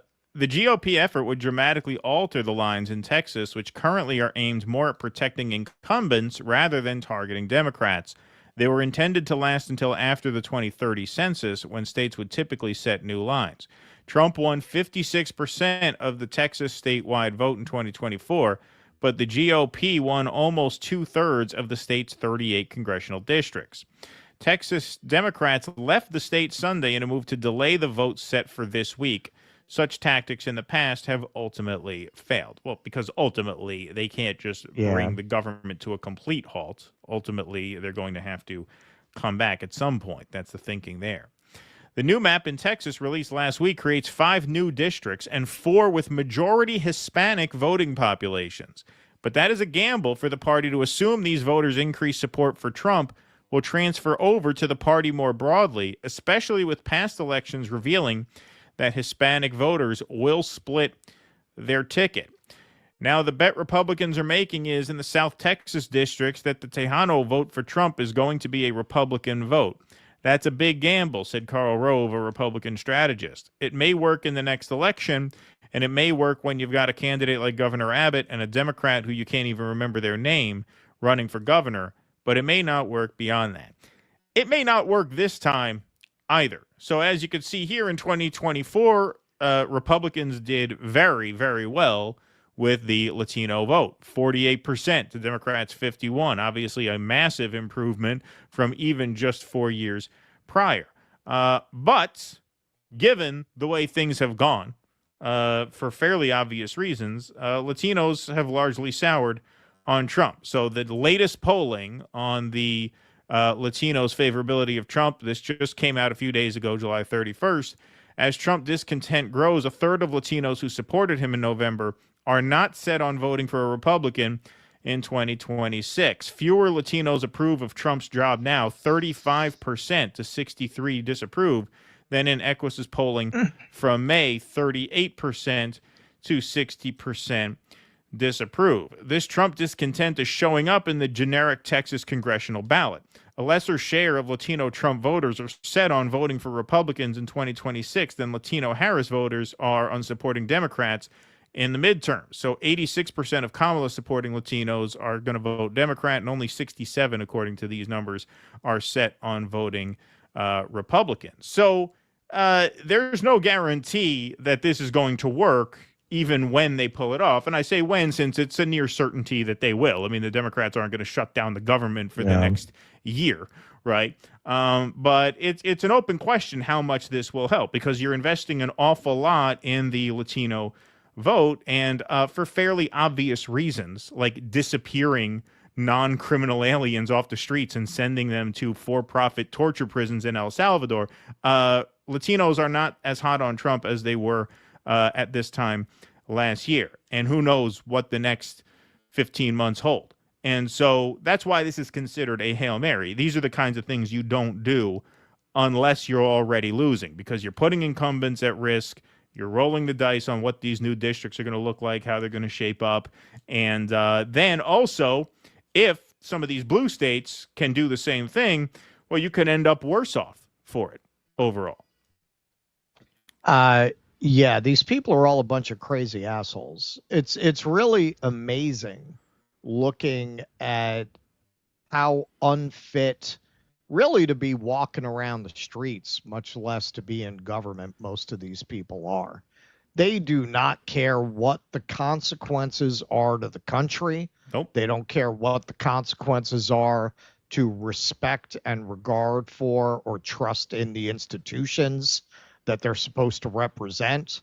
How do people trust the government? I mean, not that people do that now, but you're certainly not helping by demonstrating that the first thing you're going to do when you get in office is to try to rig it even more than it's already rigged in your favor. And this is not a problem just with Texas. There shouldn't be such a thing. Politicians should not be able to draw congressional districts. That is obvious. It's self-evident. Democrats should be able. There should be a panel of judges, and they draw it based on demographic information. based on geographical boundaries, based on things that are completely non-political, nonpartisan. If anything, you should be drawing districts to be as politically diverse as possible so that people really have to win over a normal set of people instead of just a weird subset of ideological fanatics that have been gerrymandered into a particular district. And this is bad even for Republicans who are not just completely batshit. I mean, a lot of them wind up getting primaried by people who are crazy. And and that happens in Democrat districts too, where people will get driven out and replaced by people who don't really reflect normal people. Is what we just did that Bill Burr thing. Burr was talking about that, like, yeah, hey, I go around the country, normal conservative, normal person on the left, they're chill. They're chill, and they're looking around saying, why is everybody's hair on fire? Well, this is part of why. And this is a side of it we don't talk about a lot. It is partly the gerrymandering encourages politicians to take positions that don't really reflect normal people. It reflects what will get you a majority in a very ideologically gerrymandered district. Exactly. So I'll probably clip this separately, so I'll set this up again. This is a quick one. But we're talking about the state of Texas redistricting their congressional map so that the Republicans can potentially gain up to 5 seats in the 2026 midterms. And here is an example, because this is a complicated issue to begin with, but I just have to show you this. This is quick. But here's Fox News. So here is Jesse Waters putting one of these districts up on the screen and seemingly owning the Democrats by pointing out their own hypocrisy by pointing to this gerrymandered district in which Austin and San Antonio, at least part of Austin and San Antonio, are in the same district despite being fairly far away. As you could see, Waters says, look at one of the Texas districts that Democrats are running away from. They basically drew a highway between Houston and Austin. He misspoke. He meant San Antonio and Austin. But here he is talking about this. One of the Texas districts that Democrats are running away from. They basically drew a highway between Houston and Austin. Even the media is calling them hypocrites. Even the media is calling them hypocrites. Now, somebody replies, someone should explain to him that the Texas 35th District was created by Republicans. Obviously, it was created by Republicans. Obviously. So I'll explain how this works. Deuce Rooney says that's the packing part of it. Of course, super genius Jesse, next time he goes on one of his drinking from a straw is not manly, let's talk about his name, couldn't comprehend why the GOP would create that district. That district could probably win 3 to 4 other seats if redrawn. Exactly. The way this is drawn up advantages Republicans by packing two highly populated, highly blue cities surrounded by red rural areas in the same district. So I added these red lines on the map. So if you were to put a red circle around where I just did there, that could be its own district. That would be 1 seat. And then Austin would be 1 seat up there if you make them 2 separate pieces, right? Yeah, now you have 1 red district in the red circle. I mean, 1 blue district in that red circle and 1 blue district in the top circle. You could go even crazier. You could split them up into 4 because when you have largely populated cities full of Democratic voters, the way to create more Democrat seats is to split those places up so that you now have a concentration of half of San Antonio plus all of the red rural areas at the outskirts of town. And then on the other half of San Antonio, you still get that big basket of Democrat voters, and you dilute the Republican votes by adding a lot of that red rural space to the same district as part of that blue city. So what Waters says there is the complete opposite of true. That district was drawn up by Republicans in order to make sure that Austin and San Antonio don't each have their own congressperson. Because if Austin and San Antonio each had their own congressperson, that would be 2 Democrat congresspersons. If you don't believe me, just look. This is as blatant as it gets. So Greg Casar represents that district now. You see Austin, blue, San Antonio, blue, and what's in between there? A tiny patch of red. A tiny patch of red. That is carved into that district to create a contiguous landmass for the district so that both Austin and San Antonio have to share the same congressperson. You don't believe me? The very district Jesse Waters is talking about was ruled illegal in federal court. Why? Why? 2 of the 3 districts found to be illegal are held by Republicans. The third, Texas's 35th, is held by Democrat Lloyd Doggett. That was 8 years ago. Now it's Greg Casar. As the Austin American-Statesman explains, the panel said that District 35 was improperly drawn with race as the predominant factor to minimize the number of Democrat districts and to attempt to unseat Doggett by boosting the Hispanic population. So, in other words, the exact opposite of this. One of the Texas districts that Democrats are running away from. They basically drew a highway between Houston and Austin. Even the media is calling them hypocrites. So you see just what absolute bullshit these people speak. Yeah. This is primetime Fox News. This reaches, I mean, we talked about how independent media has to take itself more seriously to not misinform people. This is primetime Fox News, just giving you absolute nonsense that means the exact opposite of what the guy is saying it means. It is truly remarkable. It really is. Just how brazenly they just bullshit. I mean, I guarantee you Jesse Waters is too stupid to understand the kind of lies he's telling there. But it gets out there and people believe it as, wow, do you see how, the Democrats rigged it so that 2 major blue cities have to share 1 seat. Right. That's Democrats rigging it for them. Yeah. Obviously, Jesse Waters it's really the frog in the pot of boiling water. The idea that is like a person giving news is something we've come to accept, but clearly these are infotainment shows. And Jesse Waters doesn't understand probably most of the subjects he reports on. He understands what the assignment is. Be smarmy and blame everything on the other side of the uniparty in order to keep people within the uniparty system as a whole.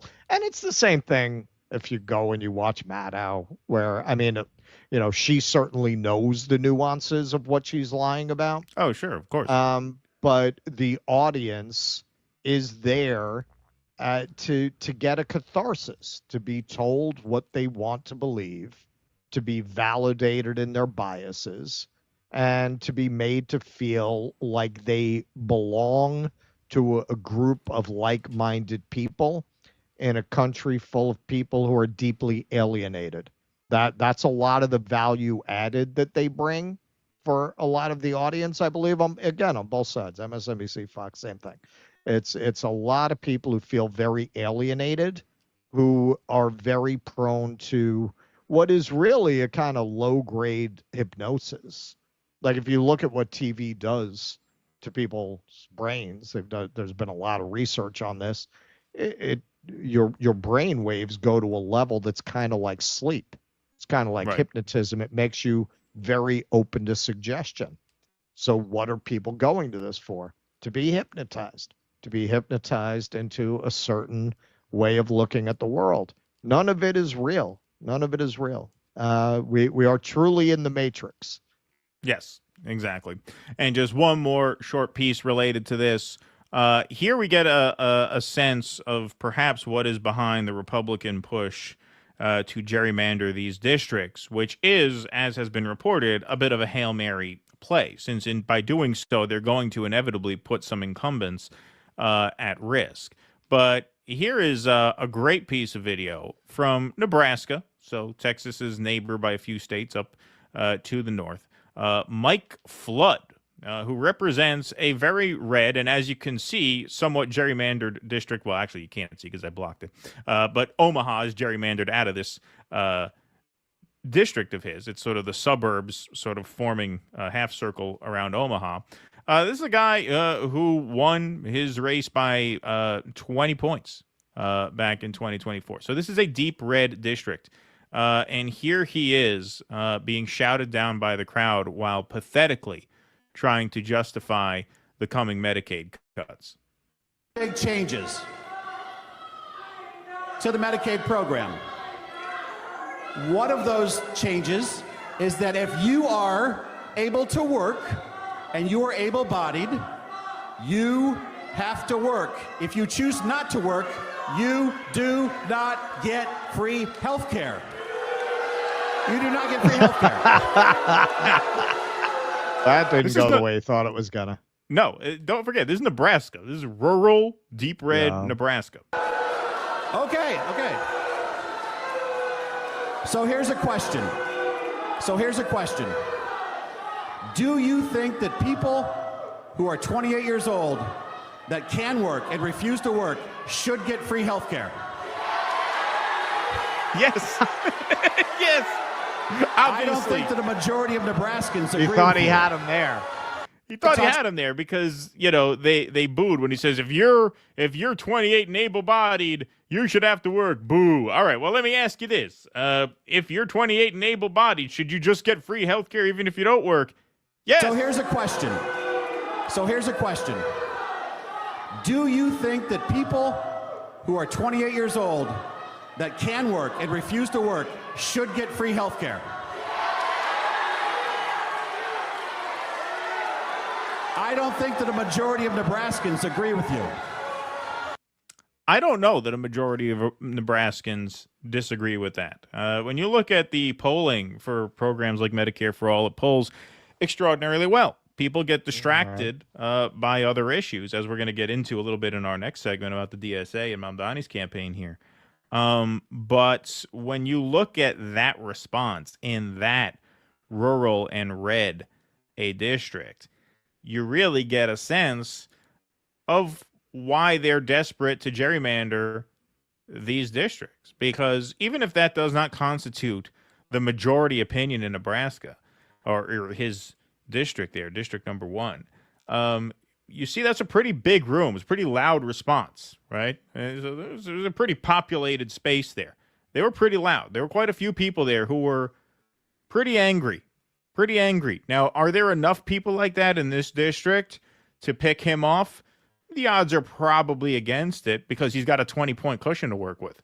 But there are a lot of Republicans who have half that cushion to work with. If you only got a 10-point cushion to work with, your seat is not safe. Your seat is not safe. And I don't say this to champion Democrats. I say this just to analyze just how dismally they have failed in these first 7 months and how far they have gone to betray working people. When this big, beautiful bill really starts impacting people's lives, you are going to see quite a huge backlash against this party. And I think that is a good indication of what you're about to see. The fact that in a 60-40 Republican district in the middle of rural Nebraska, you have an entire room applauding for a 28-year-old able-bodied male getting free health care. Yeah, they're dealing with quite a big backlash coming, and that I think explains the desperation to redraw the map, flip the board. Yeah, this is why you really cannot get any change at this point through the electoral system, because what makes political sense, like, hey, people want this, the money doesn't want it. Right.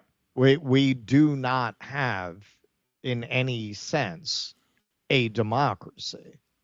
Obviously, we're going through, the fact that gerrymandering even exists will tell you that. But we did a lot of segments talking about, hey, man, when you look at Bannon's vision of MAGA, that if they stuck with that, if they basically went ahead and adopted policies like universal health care, found ways to subsidize the working class and subsidize manufacturing, if they basically from a Republican side did a kind of New Deal on manufacturing and bridge building and infrastructure. And at one point, especially when he still had Bannon, Trump was kind of talking in that direction. Right. On culture, they always had the advantage because what they profess to believe is much closer to what most people believe. So if they had outflanked Democrats from the left on economics, they would have been unbeatable. Yep. You know, Sydney Sweeney with Medicaid for all, man, you fucking, Yeah, right, exactly, your Democrats wouldn't get back in office for a fucking generation. Right. At best. So why don't they do it? It's such an obvious political winner. What do you think? They're all too stupid to figure that out? They can't. They can't, because the people who pay them will not let them do that. So what you have instead are these puerile culture war provocations, because that's all they got. You're supposed to get so angry now at how bad the Republicans have been that you're going to run back to the Democrats. We just had Hillary Clinton very recently in an interview talking about how she wants to get rid of Section 230 so the tech platforms are going to be held personally liable for the content. You're not going to get freedom from going to these people, but that's the game they're playing with you.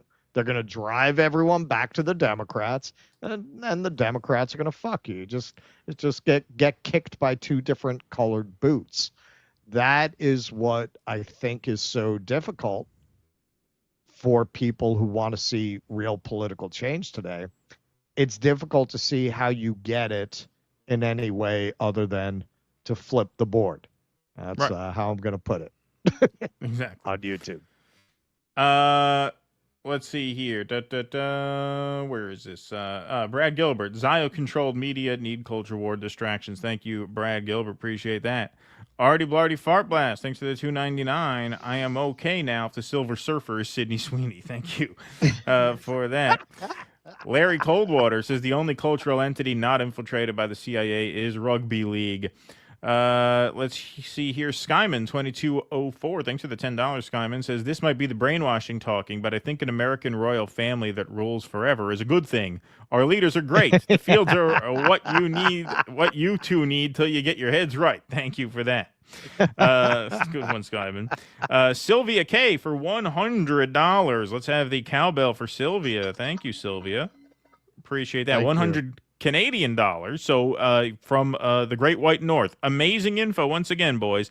Loving you up here in the Great White North. People, please support Keat and Russ. And I'd love the rockin' cowbell to make my day. Well, we gave you the rockin' cowbell. Thank you for that. You guys are amazing. Appreciate that. That's very generous of you. Thank you, Sylvia. Although you broke the boycott to give us that. That's right. That's right. Let's see here. How much money will it take for Russ to sell out and go full woke? What's your price? There you go. Liddy B says American Eagle being sold out of jeans in every single middle and high school or back to school shopping right now is the least surprising thing ever. Interesting. Eric Rousseau, it's the French trans connection. Thank you for that. American Eagle is owned by a Zionist. It's a big friend of Bibi and financially supports him. Yeah, I didn't know that. I didn't know. Yeah, I did not know that. That would have been good to know. But thank you for that. We will look into that. Maybe a follow-up segment is in order. All right. Definitely fits in with the op theory. Yes. Well, yes, absolutely. Absolutely reinforces that. Okay. Why don't we move right on along? I got to copy some Rumble rants over, but then we will catch up to the rest after this segment. Oh, wait a minute. Before this segment, little business to take care of course. Up to 2,308 in the YouTube chat.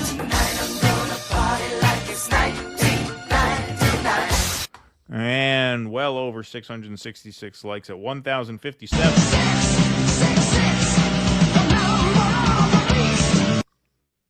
All right. We'll move right on along. Odin. Right. Yeah. This is a good one. This one I pitched Russ this one. Very rare that I'll pitch him a story like this, but I did. I was thinking that as I was putting it together. I was like, isn't that funny that Keaton sent this shit over? Well, because this really is not good. Believe me, not good. What's the number one rule of socialist organizing is you don't draw lines through the working class. And this breaks that rule. So that's why I thought it was worth covering. I thought it was chicks in the front. Yeah, exactly. Yeah, this story really depresses me, in all honesty. It really makes me sad. It makes me despair. Not a lot of things make me despair. In spite of appearances, I'm actually a pretty positive guy. But this really makes me sad. All right, so Stu Studio found this. He's at Manhattan Institute. A lot of people grabbed the clip without giving him credit, so I want to give him a shout out. So this piece of video, he grabbed it from the DSA's own feed. And in the video, you will see Daniel Goulden, a member of NYC DSA steering committee, speaking on a panel DSA just uploaded from last month's Socialist 2025 conference. Goulden worked on Zoran Mamdani's campaign, helped write the trans policy platform, and says he regularly meets with Zoran and his staff. All right, so let's hear it. Literally attempting to do what conservatives... Zoran is literally attempting to do what conservatives say, we want to do, which is provide gender-affirming care to anyone who wants it for free, and we're going to ship people, we're going to fly people in and pay for their hotel rooms, and we're going to do all of the Fox News stuff. We're getting ideas from Fox News. I want to we'll do that. We're like that. We wrote the platform with him. The team was so happy to work with us on this, and now he's going to be mayor. New York City could provide trans health care for every trans person in the country who, can't afford it. And it would be a blip on our radar. That really just made me sad to watch. I've talked about this. I don't get why now, of course, the DSA is this kind of Democratic Party sheepdog organization. But even people who would consider themselves radical leftists have been captured by this gender ideology. Now, at this point, it's getting harder and harder for me to understand it because I understand it with libs. It's a substitute for a political point of view. I don't get it with people who have an economic analysis, that they're too lazy to look at the evidence or too incentivized in aligning themselves with the right position, which again, I don't understand why you would continue to embrace that as the right position. So indeed, what he's saying, this is on Zoran's website, a private institution operating with a $250 million public subsidy should not have the ability to sell out young trans New Yorkers to the Trump administration. Yet that's exactly what happened when NYU Langone decided to stop providing gender-affirming care for trans youth. Translation, decided to stop doing experimental medicine with no evidence base on children. Something that the vast majority of people agree with. Soon after, other private NYC hospitals also stopped providing necessary life-saving health care for trans youth. These decisions, now remember that phrase, life-saving. These decisions are in direct contradiction with New York state law. The Mamdani administration will protect gender-affirming care immediately by investing $65 million in public providers to provide gender-affirming care to New Yorkers who seek it, and will hold private entities abetting Trump's attacks to account.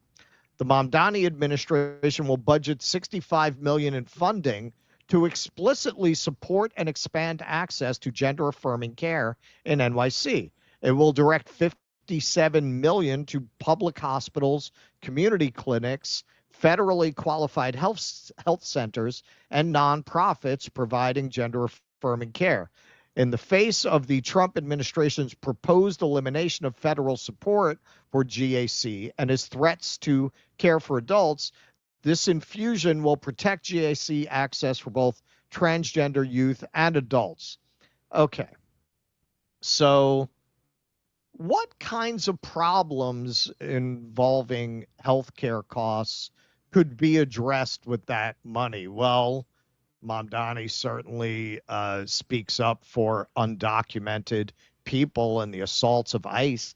47% of undocumented people in New York City are uninsured. Now, of course, politically, that's kind of inviting attack, but you clearly don't care about that if you're going to back a policy like this. So, hey, man, why don't you put that into insuring the undocumented? Wouldn't that be a more reasonable use of these funds than, as the DSA person says, literally flying people to New York on principle in order to give them gender-affirming care? Not just the care, the hotel, the travel, the right? whole thing. Yeah. 12.6% of legal non-citizens have no health insurance, 6.1% of naturalized citizens, and 4.8% of native-born citizens. So all of these people could be given health care with that money rather than to put it into some provocative culture war gesture. What about medical debt? About 4% of New York City consumers have medical debt. The statewide average is 6%. Central New York, it's 14%. But as in all areas, disparities exist in NYC as with the rest of the state, with communities of color and lower income communities experiencing higher rates of medical debt. So you claim to care a lot about those communities. They'd appreciate that. You know who actually put money into wiping out medical debt for New Yorkers? Eric Adams. Eric Adams did that. So why don't you do it? Why are you spending $65 million on this fringe issue that does not impact most people's lives? Even people in the activist space, when it's convenient for them, will say, this affects so few people. Why do you care so much about it? Well, that goes in the other direction too, doesn't it? And even if you do care about it, wouldn't you say these issues affect a lot more people? Like, would you say that issue is more important? Well, as you see in Mamdani's own wording, the way they get around that is by framing it as the most dire of issues. It's a matter of life and death. Steve Strangio, the ACLU lawyer who argued for this kind of care before the Supreme Court, was forced to concede that there is actually no evidence that this kind of care for youth prevents self-deletion. Let's hear that. In every respect, but on page 195 of the Cass report, it says, there is no evidence that gender affirmative treatments reduce suicide. What I think that is referring to is there is no evidence in the studies that. I literally know a guy named Steve Strangio. Oh. His name, so my apologies, Chase Strangio. Suicide. What I think that is referring to is there is no evidence in the studies that this treatment reduces completed suicide. And the reason for that is completed suicide, thankfully and admittedly, is rare, and we're talking about a very small population of individuals with studies that don't necessarily have completed suicides within them. However, there are multiple studies, long-term longitudinal studies that do show that there is a reduction in suicidality, which I think is a positive outcome to this treatment. Let me ask a question about another issue. Okay, so basically he danced around it by, he was forced to admit there are no studies that back up the idea that this prevents self-deletion.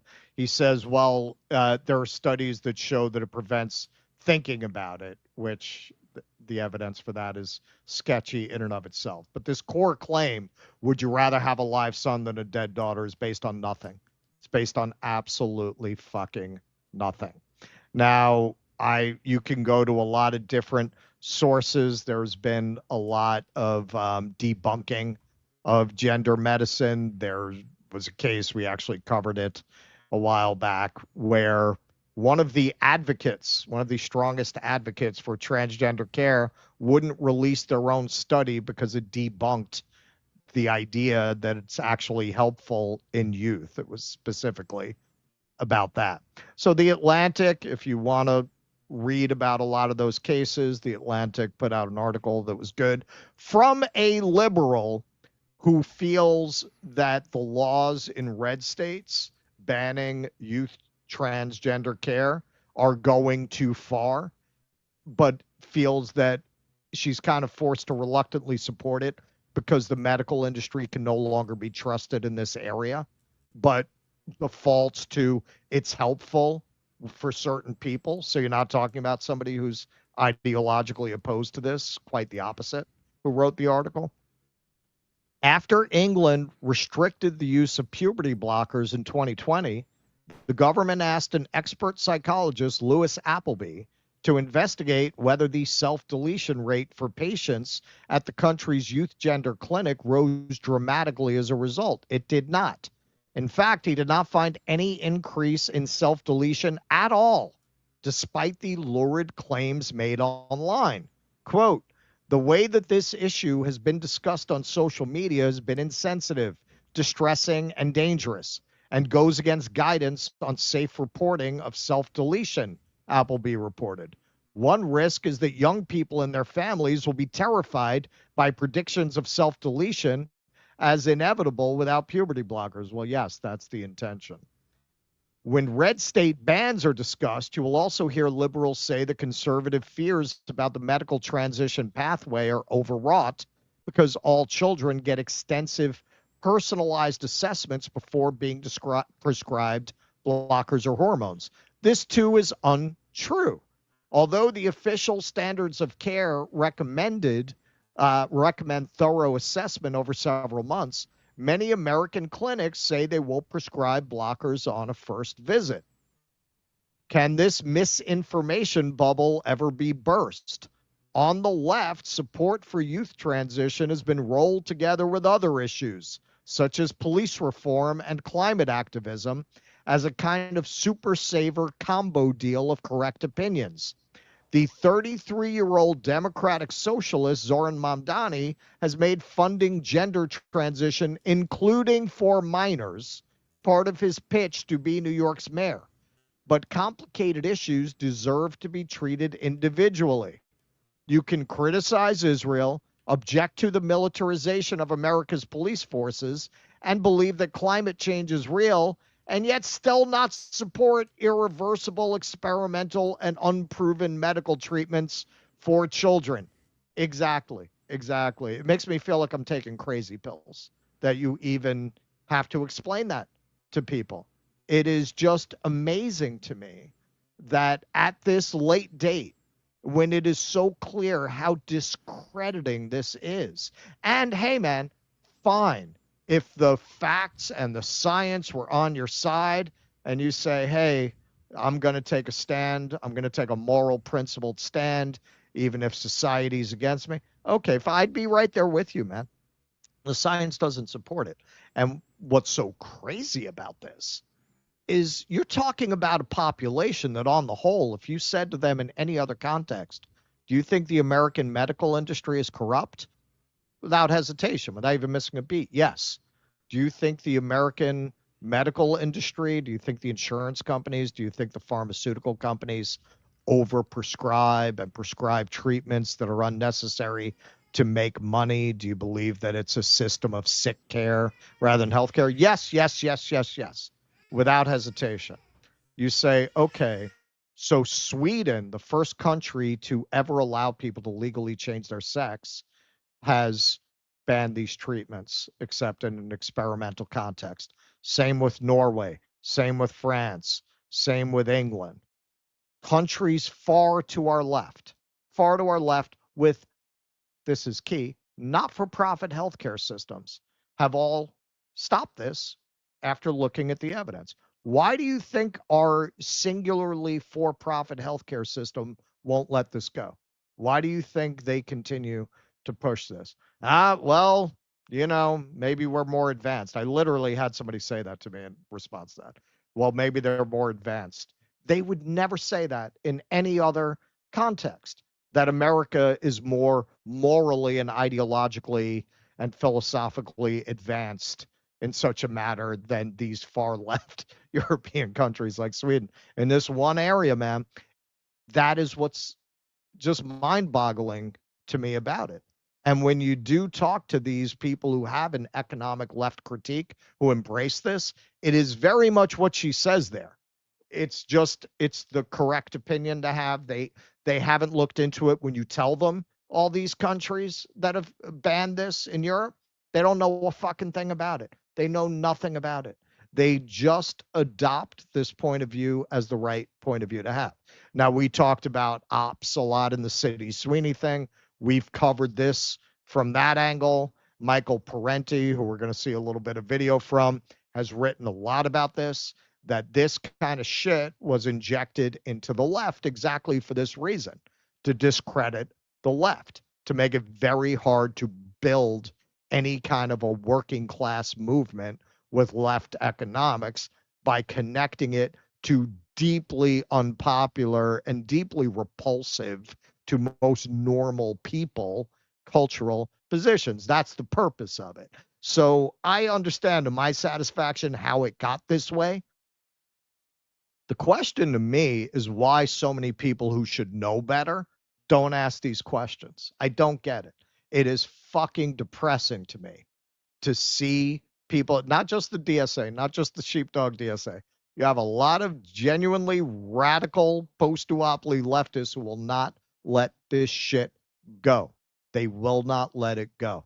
I don't understand it. I don't understand why nobody has the courage to do the research. Do the research. I'm not saying to disown a moral cause. Go do the research and then tell the fucking truth. Tell the truth. I don't get it. Now, the other thing you might have noticed looking at this, and this is not really like our issue. Jimmy gets more into this, but I agree with him generally on the liberal neurosis that drives them to still be obsessed with masks and hygiene. This is fucking 2025. How do you think that strikes most people when everybody there is wearing a mask? Why are they all wearing a mask? It was the policy that you had to wear a mask in 2025. Why? Policies and guidelines are subject to change. Attendees are required to wear a mask, and they get specific about the mask, N95 or K95, not even those little shitty ones you got at the bodega. You got to have the real one.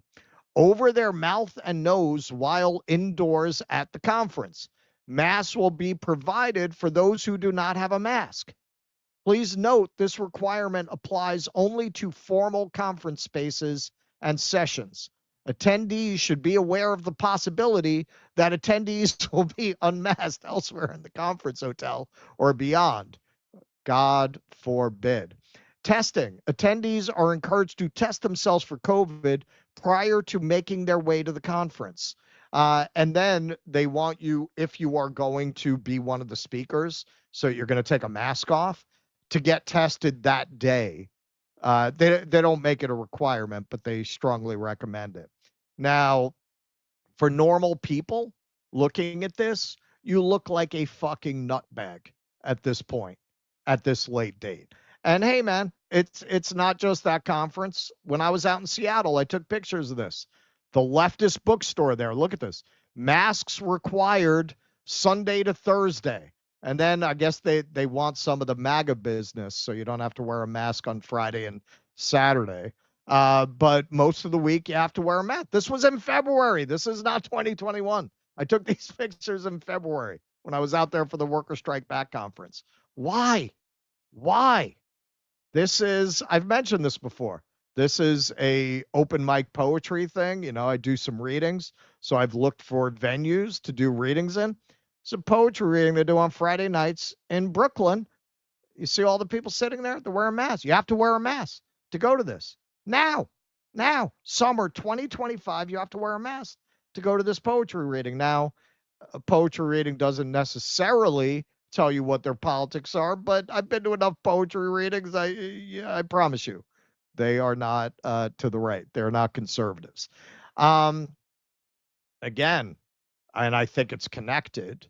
Why is the left overrun by very neurotic kind of people who, the perception, the way they would strike you, people who are not very physical, who are not very hands-on, who are not very capable, who are, man, you don't see any Duck Dynasty people at TSA, you know what I'm saying? Like, why does it attract people like this? Again, I think that's by design. I think that with the rise of the new left, they created a left that would be completely disconnected from the working class. So what does that result in? You get rid of all of the working class people, you drive them over to this kind of quasi-fascist movement. What do you have left on the left? You have a lot of overeducated, very neurotic kind of people, like the kind of left, and it's a vicious circle. Once you have a left that represents itself this way, it repulses people who are not this way and attracts more people who are that way. This is why I found the whole thing depressing. It wasn't just the trans stuff, which they will not let go of. It was the masks. It's just, you look at this and you say, there is no real visible left in existence that can win over a majority of people at this point. Like, that can feel very hopeless, because you look at that and you say, you can't even build on what's there. Like, you almost have to start a movement from scratch, from the ground up, because the left has been so overrun with ideas, with people, with the way it represents itself, that are just fucking repulsive to over 90% of people. Even if they're right on the economics, you're not going to win. You're not going to win with these people, man. Sydney Sweeney is going to beat these people hands down every fucking time. Now, somebody who understands that very well has written very extensively about this, in addition to Caleb Maupin. Caleb Maupin has written very well about this subject, how the left got this way, how that was very much intended to subvert the left as a threat to power. Here's Michael Parenti talking about, he went to a committee of correspondence meeting where a lot of it got caught up in who's more oppressed. There about the rights of gays. And they said, oh, go back a little bit. And a guy got up from the floor, had a microphone on the floor, and he says, you have nothing in there about the rights of gays. And they said, oh yes, let's put something in there, rights of gays. And a woman got up and she said, you have nothing in there, it should be gays and lesbians. They said, right, I said, gays and lesbians. A guy gets up and he says, now transgender and transsexual hadn't yet quite come into vogue. That was a couple of years down the line. But he says, it should be gays, lesbians, and bisexuals. Because we bisexuals get discrimination from both communities sometimes. They say, oh, yes, they put gays, lesbians, bisexuals. And I was sitting there, and behind me was this old lefty trade union type of a guy, and he said, just loud enough for everybody to hear, he said, yeah, and how about putting something in there for the people who are too tired to have sex when they get home from work? And that, ladies and gentlemen, that's who I speak for, the people who are too tired to have sex when they get home from work, which by the way includes any number of gays, lesbians, bisexuals, African Americans, Asian Americans, Latinos, everybody else, in this very exploitative, oppressive society that we must continue to resist and rectify. Thank you very much. Yeah, as always, the great Michael Parenti puts it in very understandable, very accessible terms, man. It's not about any particular group. It's about organizing based on class rather than organizing based on identity. But that's exactly what they didn't want. And that is why they infiltrated the left with what I think started out just being operatives, diverting them into these kinds of culture war issues, driving the working class out, until finally you end up with a bunch of, mask wearing, very neurotic people who turn off most of the public and who are very prone to, in a very knee-jerk way, adopting extreme cultural positions that they perceive as being progressive or being an extension of earlier rights movements, when really a lot of these positions are just designed to alienate the working class so that you're never able to extend beyond this group of people who in the summer of 2025 are still walking around with hand sanitizer and an N95 mask. Yeah, so, I think when it comes to the DSA, I mean, look, they're a joke for a lot of reasons. And what I find so infuriating about that policy is that it draws a line through the working class, which is the first rule, of organizing, socialist organizing, is you don't draw lines between the working class. The line to draw is between the working class and the rich. So if your program is free healthcare for everybody, at that point, you would include gender affirming care in that program, right? You don't say free healthcare for everybody, but trans people have to pay for their own hormones, right? I mean, not for youth, because you're talking about experimental medical treatment on children. That's a point of regulation, and that's determining what the treatment is. That's a separate question, right? That's because then you're into questions of informed consent. But I'm just saying, if you have a platform of free healthcare for everybody, you don't say free healthcare for everybody, but trans people have to pay out of pocket for whatever that care is. And like I said, that the question of what is that care, that's a separate question, right? But whatever the approved care is according to the regulations of the jurisdiction, you don't draw a line between trans people and everybody else, because then you are drawing a line through workers and saying, okay, we're going to have free health care for most people, except you can't do that, right? It has to be free health care for everybody.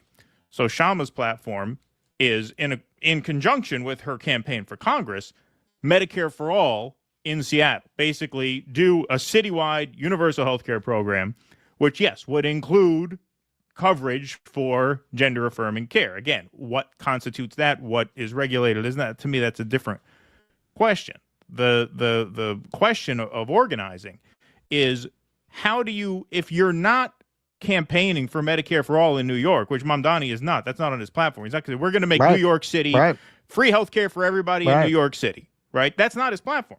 So if you're not advocating for free health care for everybody, but you're saying we're going to allot $65 million to make this a transgender sanctuary city where transgender people can come and get medical care for free, well, yes, of course, that then you are dividing workers, because the undocumented workers who have trouble getting health insurance are saying, well, wait a minute, why are you giving free care to trans people, but not me? What if you're going bad? What if you're drowning in medical debts and you're having a hard time getting relief? And they say, well, why are you going out of your way to provide free care? Forget about undocumented, right? Native-born people here. That's what I mean. That's what I said. Even anybody who is uninsured in New York are going to ask, okay, why are you making an exception and saying free health care for trans? Like, it has to be, it's nuts, universality, and the organizing has to be class based. The first rule is you don't drive wedges through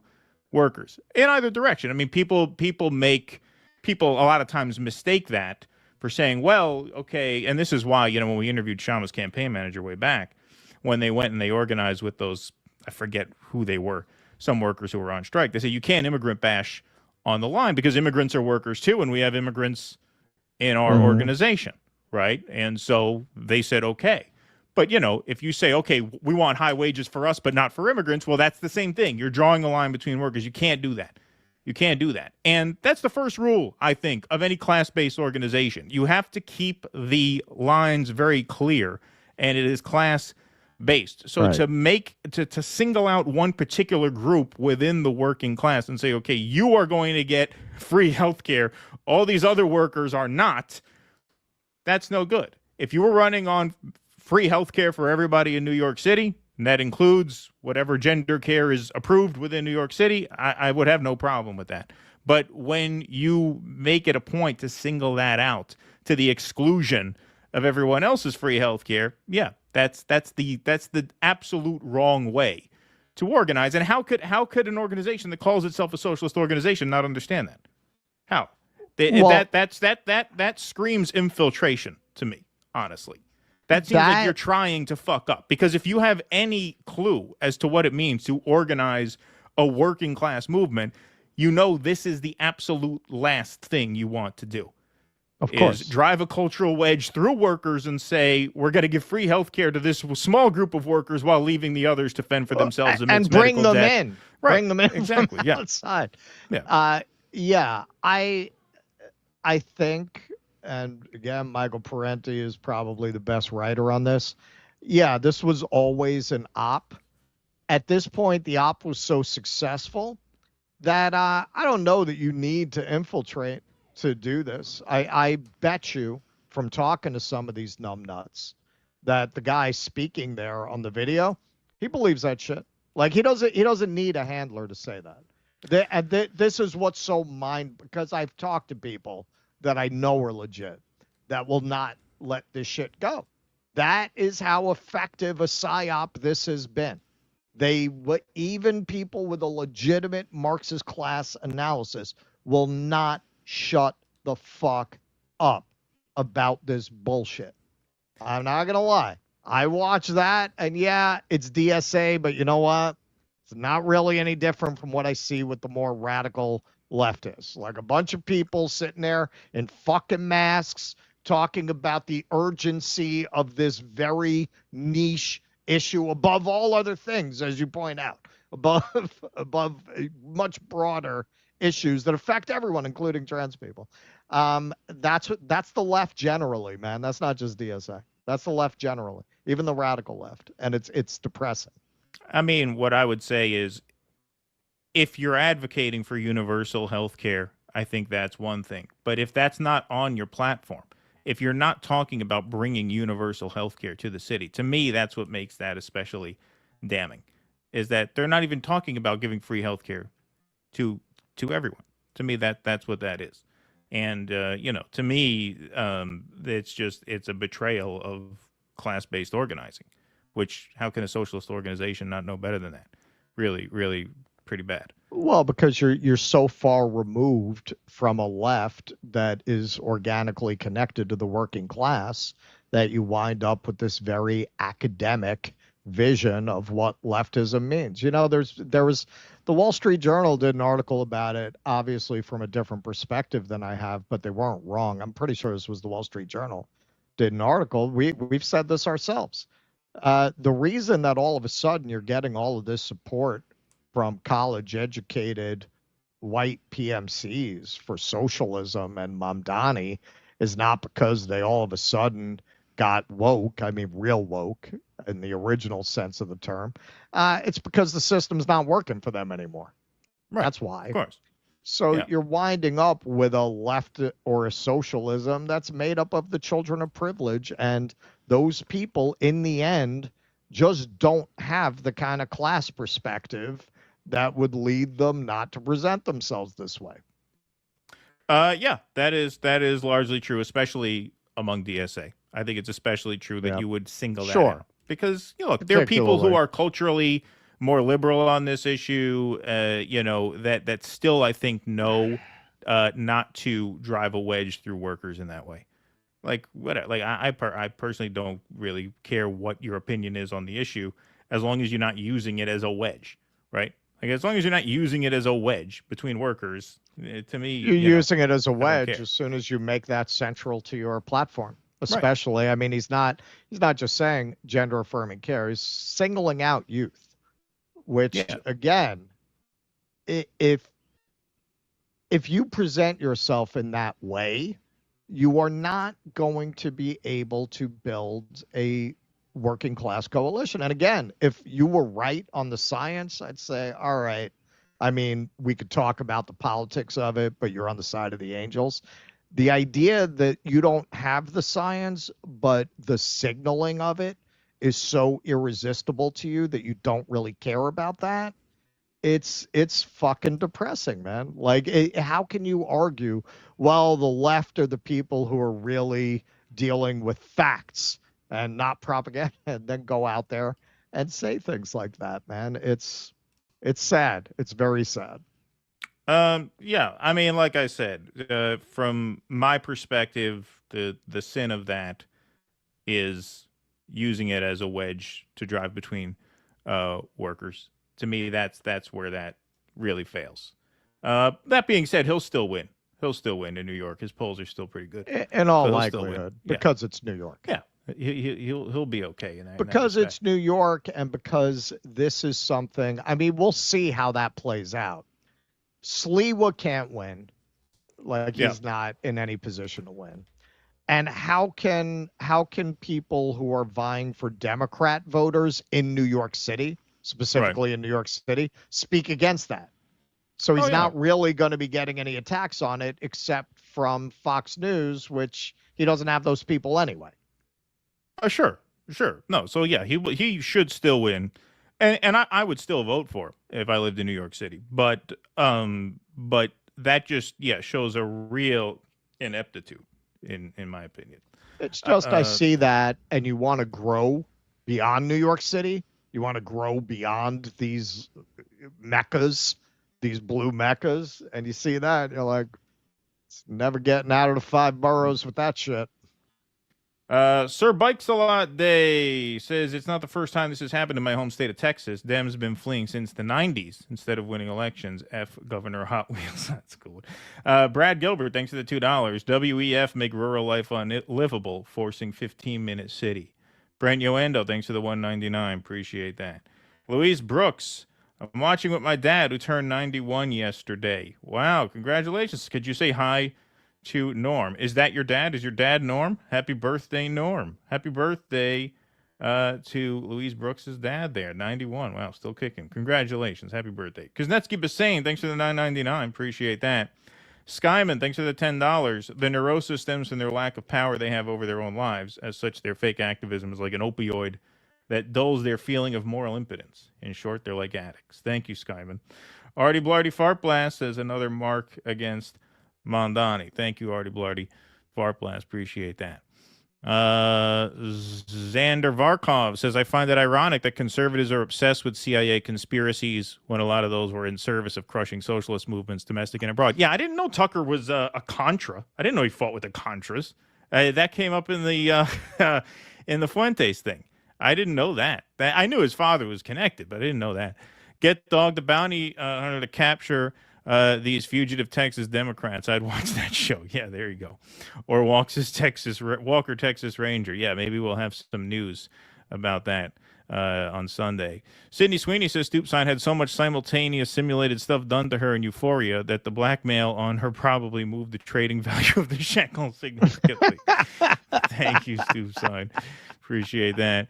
Ken Texican, Hochul, history will judge us. Obviously, Miriam Adelson has several dogs in the fight, and as long as all Miriam's dogs keep fighting, it takes the focus off of what the world will judge the U.S. on. Ken Texican says, stop the collective punishment of non-combatants in Gaza. Arrest the Zionist criminals and free Palestine. Thank you, Ken Texican. Appreciate that. Mike Flood says, up there sweating harder than a blind lesbian in a fish market. Thank you, Genitilis. Appreciate that. Username says, I'm old enough to remember when gender-affirming care was still called genital mutilation. Ellen Jimerson says, great segment, Russ. I'm sorry to say the Worker Strike Back platform contains similar transgender language.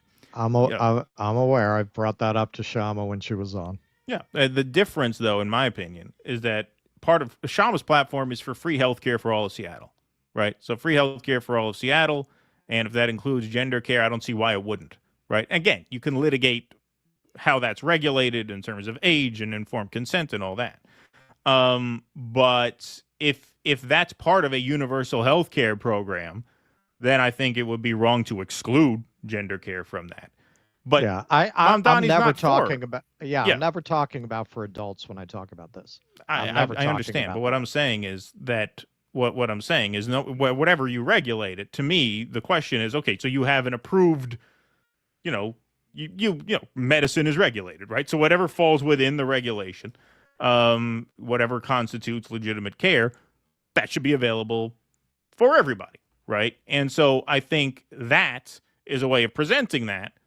That to me, and you can litigate, what that care should be. To me, that's a different conversation than who gets it for free and who has to pay. Because when you get into questions of who gets it for free and who has to pay, at that point, if you're saying, well, some workers get free health care and some workers have to pay for theirs, that's very much a Democrat Party thing. Right? I mean, you're basically means testing access to health care, which as a socialist, you obviously can't do. Well, it's yet another example of emphasizing this issue in a way that is bizarre, insane, and I think grew out of a psyop. Yeah. Like, why would you set that aside? Right. I mean, yes. Like, what about people with cancer? Why don't you come out with a platform? People who are dying of cancer, free with chemo no or insurance something. can come here. Yeah. You can get. We'll put you on chemotherapy for free. Why this? Why that? Why does this need to be centered above everything else? Right. Well, how about trans not just people with cancer can come here? Not just How above about everything else. In Mamdani's case, it's to the exclusion of everything else because he's not running on free health care for all New Yorkers. Right. Sure. He's not running on Right. that. Right. So it's this to the exclusion of everything else. Sorry about all that caps earlier, but I hardly ever use caps or even whole sentences before I fell with dissidents. Thank you, Ken. Thanks again. That's all right. No problem. All right. Getting late. Kind of running long here. Got time for one more, I think, because I do have to wrap by 5:30. And this is a big one. Well, it's not a huge one. We'll see. All right, folks. So Whitney Webb, who's sort of she's the Sydney Sweeney of this space. She's the trendsetter. In the online and ironically, online Sydney world. Sweeney was in Madam Webb. Yeah, there you go. Yes. So Whitney Webb recently sat down with Brianna Joy Gray on the Bad Faith podcast and made this provocative statement. But the more you think about it, the truer it is, and the scarier it is. Palantir is the new Jeffrey Epstein. So let's see what she means by that. And to bring it back to a question you asked earlier on about, Israel and blackmail, they don't really need blackmail anymore. And I argue at the end of my book that Palantir, Peter Thiel's company, really makes it so that, that's the new Jeffrey Epstein at the end of the day. If they want to blackmail you or know something about you, they just access what Palantir sucked up about you. And your search history, your communications, your finances, tweets you've liked in the past, all sorts of things. You don't really need Epstein in the surveillance era, Do you think when they said tweets are private, it was just an inducement to get us all to like what we really want to like so they can hold it against us later? It's possible if they want to hold it against you later. It's an interesting question by Brianna. So it used to be that, you could see who liked whatever tweet you wanted. Yeah. The likes were public.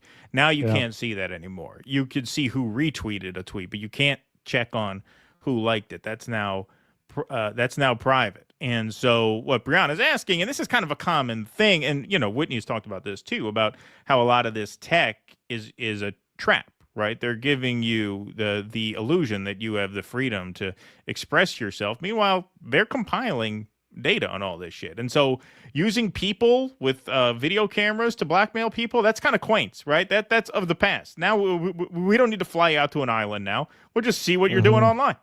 See what you're doing online. We'll contract that out to this for-profit tech company, and boom, everybody has their own digital Jeffrey Epstein crawling around their laptop and their smartphone. That's it. Yeah. AI is even taking the blackmailer jobs. Exactly. It's right. It's even taking blackmailers' jobs. Exactly. The disturbing thing about Palantir is that it's really about pre-crime. They were the pioneers of predictive policing. They were originally, almost everywhere they've piloted predictive policing have been low-income minority neighborhoods, where they decide who's going to commit a crime before they commit it. And that's essentially what the we'll see. Administrative detention, maybe, if we go the Israeli path. But Trump actually in his first... You see Brianna's getting a little freaked out there. See the look on her face. She's like, oh boy. Scary stuff. You're always in for a ride when you got Whitney Webb on the show. Down the rabbit holes. But Trump actually in his first term posited this program to stop mass shootings before they happen. That would basically involve going over American social media posts and identifying if they had early warning signs of neuropsychiatric illness based on their, tweets or Facebook posts. And if they were determined by the algorithm to show those warning signs, they could be, placed under house arrest or go to sessions with a court-ordered psychologist and all sorts of things. Well, some of my extended relatives better be careful because they got some wild Facebook posts. There you go. Little comic relief there. All right, so just to flesh out what Whitney is talking about here, this was an article that was mentioned in a Wired write-up in 2018. This is November of 2002, just a year after 9/11. An op-ed in the New York Times by William Safire. It's called "You Are a Suspect." Sapphire. Sapphire, sorry. I never heard of that guy, but I guess, yes, Sapphire. If the Homeland Security Act is not amended before passage, here's what will happen to you. Every purchase you make with a credit card, every magazine subscription you buy and medical prescription you fill, every website you visit and email you send or receive, every academic grade you receive, every bank deposit you make, every trip you book and every event you attend, all these transactions and communications will go into what the Defense Department describes as a virtual centralized grand database. To this computerized dossier in your private life from commercial sources, add every piece of information that government has about you. Passport application, driver's license and bridge toll records, judicial and divorce records, complaints from nosy neighbors to the FBI, your lifetime paper trail plus the latest hidden camera surveillance, and you have the Super Snoop's dream. A total information awareness, quote unquote, about every U.S. citizen. This is not some far-out Orwellian scenario. It is what will happen to your personal freedom in the next few weeks if John Poindexter, remember that name, gets the unprecedented power he seeks. Now, total information awareness was actually defunded by Congress in 2003. And that, coincidentally, of course, is the same year that Palantir was founded. So the same year that this effort was kind of shuttered within the official jurisdiction of the federal government, you have this organization, or this company, rather, called Palantir, springs into being. And so in 2018, this article came out in Wired, said how the tech giants created what DARPA couldn't. The William Safire column, "You Are a Suspect," was published in the Times in 2002, 2 years before Facebook was created. And Safire isn't talking about social networks or digital advertising. He's discussing total information awareness, a U.S. Defense Advanced Research Projects Agency, DARPA, program that proposed mining vast amounts of Americans' data to identify potential national security threats. The virtual grand database was to belong to the Department of Defense, which would use it to identify behavior patterns that would help to predict emerging terrorist threats, pre-crime, right? Today, we're voluntarily participating in the dystopian scenario Safire envisioned 16 years ago. Again, this was from 2018, with each bit of data handed to companies like Facebook and Google. But in this system, private companies are our information repositories, leaving us to reckon with the consequences of a world that endows corporations with the kind of data once deemed too outrageous for the government. The Total Information Awareness Project, run by Admiral John Poindexter, was a meta program. It was designed to aggregate signals generated via other programs run out of DARPA's Information Awareness Office. So, fast forward to today, to Palantir, what Whitney Webb was talking about. And by today, I mean like a couple days ago, whenever this was announced, yesterday, Palantir smashes expectations with $1 billion second quarter revenue as CEO boasts that skeptics have been bent into a kind of submission. So what that Wired article was talking about is how these big tech companies were able to aggregate data that the federal government couldn't get away with because there would be all these constitutional concerns. Now, in 2018, all that information was sort of siloed depending on who you submitted it to, right? If you gave it to Google or YouTube, or if you gave it to Facebook, or you gave it to X, or what Palantir has been tasked with doing is consolidating all that into a master database. Who are they contracted by? The government to do that. So this is basically just a privatization of the total information awareness project. It's really not different in any kind, except that it is technically being done in the private sector to avoid these constitutional concerns. And boy, they are getting paid like they are in the private sector. $1 billion in revenue for the last quarter alone.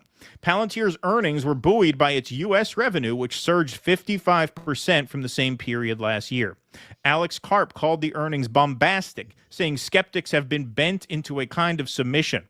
Palantir was awarded a 10-year, $10 billion enterprise agreement with the Army in late July. And you could see videos of his earnings calls here. The quote, "This is the perfect time for a revolution in the USA. I run around telling corporate leaders, if you want to have your First Amendment rights to an opinion, again, get our unit economics, and then you too can say things that are true in public like we do." And in addition to that earnings call, he obviously publishes open letter to his shareholders where he writes, "The reasons for our increasingly precipitous rise are many, but principal among them is our willingness to foster an unapologetically specific culture within this artist colony of a company, to allow for plenty of friction and disagreement across a range of domains, yet remain unwaveringly committed to a set of values and an approach to building." Tell me Elon couldn't have written that letter. I mean, these people, they're all the same. They're all the same whack jobs with these, delusions of grandeur about their place in the universe and in the human experiment. It is this culture that gave rise to the ontology, forward-deployed engineers, Foundry, and Maven smart systems, all of which have already changed the course of human history. Terms and titles that we casually coined decades ago are now widespread. Some have even been adopted by companies which seek to mimic our impact in a sense.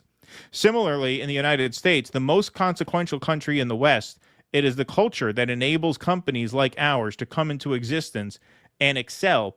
It must be protected. He talks all the time about Western culture and Western values. We've done segments about their aiding, the Israeli military in Gaza, thinking of Israel as this great bulwark of Western values in the Eastern world. The United States is not and should not be permitted to become a soft compromise and amalgam of global values and tastes. Yes, that's right. Wow. Now, you could have seen this coming before Trump took office. So here is, at the time, future Homeland Security Secretary Kristi Noem. This was January of 2025. Saying DHS needs to work more closely with the CIA to identify how U.S. citizens are becoming radicalized. Is the cybersecurity and intelligence elements that we have within the Department of Homeland Security have been incredibly siloed. They have not communicated with other intelligence agencies like they should and partnered. INA has some interaction, but not enough. And we also need to have CISA have interaction with the FBI, CIA to make sure they're working together to stop these types of threats and identify when they're growing among our citizens and how they become radicalized. And as you notice, Whitney there quote tweets this, and the path to them doing this is through Palantir. So this was back in January. So she saw this coming. And yeah, the earnings reports, these were graphics that were included in Alex Karp's letter to his shareholders. Just look at the growth. Year over year, quarter 2, 2025 to quarter 2, 2024, you're talking about a 40 some odd % increase from 67 billion or 678 million to $1 billion in revenue, quarterly revenue growth. Yep, 48%. That's the exact number. Sorry, I forgot I included that one. Commercial revenue growth up 93% over the quarter 2 growth, the growth rate. So, yeah, everything she said would happen is happening. She called it exactly right, and it's happening at breakneck speed. Alex Karp often cites this, I forget what he calls it, the rule of 40. Generally, you say healthy growth for a company is between 15% and 45%. In the tech world, don't forget, the ethos there is move fast, break things. So they have this unofficial, rule of 40, meaning you want to grow by 40% year over year over year. Well, year over year, they're at 93. 93. They've almost doubled their revenue. And this is 6 months or 7 months in to Trump's second term. And they're already doing this at a speed that is very alarming, very alarming. And so, yeah, that reinforces her point. Who needs Jeffrey Epstein? Who needs islands? Who needs pilots? Right. Who needs freak off parties? When you got everything, you got shit on everybody, whoever you want, all in one place at one time. Pretty scary stuff, but I think that is a good way of thinking about it. When they gather this information, all of a sudden they've got blackmail on everybody. They have dirt on everybody now. Everybody now. And we signed up for it by what? By deferring to the private sector, right? Because even after 9/11, when people were very deferential to the government, even after 9/11, if you were alive at the time or you were old enough to live through that, you remember how crazy it was, how people were just so willing to trust the government. Even then, they couldn't get the total information awareness off the ground. And so what did they do? They created this company with Peter Thiel, with Alex Karp, and that essentially became a sort of, privatized CIA shop. And now they can perform these duties free of the kind of scrutiny that they would have to endure were they to be officially part of the United States government. It's pretty scary shit. It really is. Yeah, what you are seeing, as Yanis Varoufakis wrote about, is a new techno-feudalism. And just as the old aristocracy controlled the land that people were dependent on, they're going to control the digital world. And along with it, they're going to control all production and employment. Employment for you is getting the plot of land, right? They're going to be able to control who works, and they're going to be able to control who gets to live within the society, just like a feudal lord, right? They'll be able to cast you out with whatever information they want to release on you, whatever blacklisting they want to do. It was very interesting that he talks about how a company like this wouldn't be possible in any other country.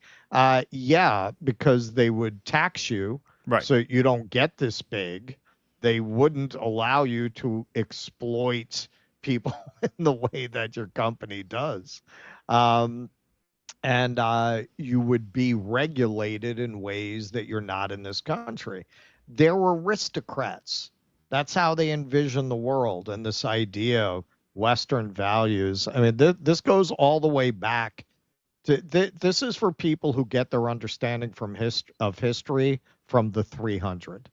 That's who the this graphic speaks novel, to. The movie. Go. Right. Yeah, I mean, more people have seen the movie. Yeah. And not surprisingly, Frank Miller, who's a major, post 9/11 David Mamet nutball, right winger, the comic. The Greeks, going back to Herodotus, defined themselves as the free people versus the decadent tyrannical Persians. But those Spartans who held that pass, the reason they were so good at warfare is because they were entirely dependent on a helot population, as they called them, that provided all their needs. For Walking Dead fans, they were the real life saviors, where you had this very small minority that was completely oppressing 90% of the population and forcing them to provide for all their needs. If you're going to do that, they would have periodic uprisings of the helots who were kept hungry. You could get beaten by other Spartans if your helots started to get too fat. You were treating them too well. Those are the people who, in Western mythology, represent the freedom of the West against the oppressive tyranny of the East. That's very much the vocabulary that people like Elon, people like Karp speak in. Aren't people like Thiel, as we saw in his now infamous Antichrist video. Do they know better? No, I don't think so. Like, when you dig down, these people are pretty fucking stupid in a lot of ways. Yeah. But in ways that make you a lot of money in this particular society. In some cases, they're smart about the technology. In some cases, they're just smart about manipulating the system. Elon didn't invent shit. He was very good at manipulating the system to enrich himself. He didn't invent anything. He's not an inventor. This guy's got a BA. He's not an engineer. He didn't invent these things. But he manipulated the system to give him a lot of subsidies, a lot of grants. He embedded himself into the security state, very much like Palantir did, and made themselves indispensable. To the point that Elon was able to tell a famously thin-skinned president basically to go fuck himself and then get another contract afterwards. Right. Yeah. Yeah. And when you talk about, okay, who did the deep state favor in 2024? Not that they couldn't have dealt with Kamala, obviously. Kamala's no threat to them. But really, who could have, who's more perfect to implement this than this incurious, lazy fuck who has authoritarian tendencies? So, all right, go ahead, do it. I mean, that's why Elon joined the campaign. That's why he joined the campaign, because he saw a major opportunity.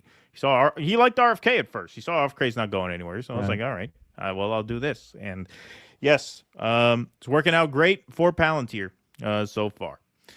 All right, folks, before we go, we got to take care of a couple of orders of business here.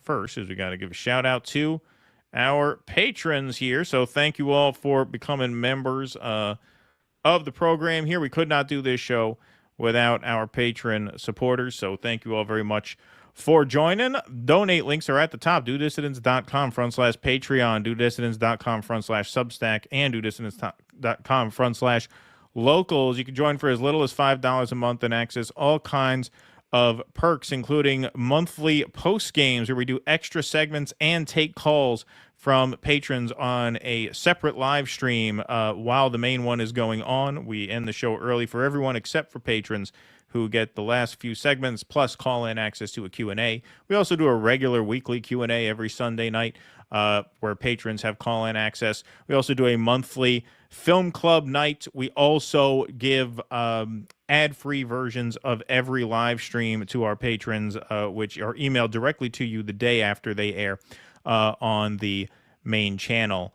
So if you miss a stream and you want to catch the replay, but you don't want to sit through the ads on the platforms, you get those emailed to you live, ad-free, just as if you're watching it live, for just $5 a month. We could not do the show without you guys, so we thank you guys very much for your support. Okay, my YouTube Studio app crashed, as it's been doing lately, but luckily I caught Landrew's big super chat for $100 before it did. I have everybody else's. For some reason, when the YouTube Studio crashes, we lose the $100 donations, which is very strange. But Landrew, for $100, says, thank you for this powerful community of kind, loving, and caring people. With the starvation genocide worsening by the minute, I need this community for my mental health. Think about bringing Casey Malone on to talk about Zionism and its relationship to Christianity. Free Palestine. I've never heard of her. Have you heard that name? Sounds interesting. No. I've never heard that name. Landrew is dead. But thank you, Landrew, very much for that. I appreciate the donation and the kind words, as always. Dorian Marquise says, I knew the smiling Indian version of Obama would disappoint us. First he bows to Zionists, now this. Couldn't even wait till Thanksgiving. What did he bow to Zionists for? I mean, I know he took that picture with Torres, which was terrible. But I don't know if he made any policy concessions, although he hasn't really talked much about that. So he hasn't really talked much at all, if you notice. He's kind of disappeared. This is what happens when you let the Democrats into your tent. You know, he hired that guy, what's his name, Lander? The comms the Obama director? guy, Yeah, and it's no doubt what the comms director told him was, okay, now that you won the nomination, just talk as little as possible, right? And the assumption there is that your platform is unpopular, and so don't really say much. I mean, to be fair, I don't know what he's been saying in appearances. His X is always full of pro-Palestine stuff. Well, there's an X account that's not his. I mean, there's his campaign account, and there's one other one that says Zohran Mamdani. Are those the same people? I don't know. I'm talking about the Zohran Mamdani account. Okay, I'll have to look at that. All right. Here we go. Where are we at? Oh, Peter Monahan is here. Good to see you, Peter. Still kicking. Thank you for your support. And DD family, love you all. Hanging in there. We need to meet for a pie and beer. Love you all. Have tests coming up. I hope they're negative. Talk to you soon. Well, thank you for checking in, Gator Pete. Appreciate that very much. And do keep in touch. Artie Blarty Fart Blast says Whitney Webb is my Wilver Werfer. Ha, good one. Andy Gardner, thanks for the $5. If I worked for Palantir, you guys would need to send me $5 3 times a week, especially Keaton. Thank you. Yeah, that would be your price. Your price. COVID was done with onset of mild Omicron variant December 2021. Thank you, Kuznetsky Bassane. Sparky. Hey, Sparky. I always give you trouble about not having Whitney Webb on, but I thought of a newsmaker you could have on. If he has time to post about a jeans commercial, President Trump has time to be your guest. Yeah, we should get Donald Trump on the show. That would be fun. Kuznetsky Bassane says F-all-A-I. Kuznetsky Bassane says, and the smartphones are listening devices. Well, we almost did that one. Remember what Kamala said? Yeah, the Kamala ear pods? said that, Yeah, exactly. Yeah. Bill Maher loves Israel so much he paid to sleep with a hooker who blackmailed him. Thank you, Kevin G. Appreciate that. Follow up from Worker Strike Back platform. We need a multi-gendered movement and free gender-affirming care. Yeah, I know that is on their site. That is on their site. And like I said, to me, it's a question of, are you running a full free healthcare campaign?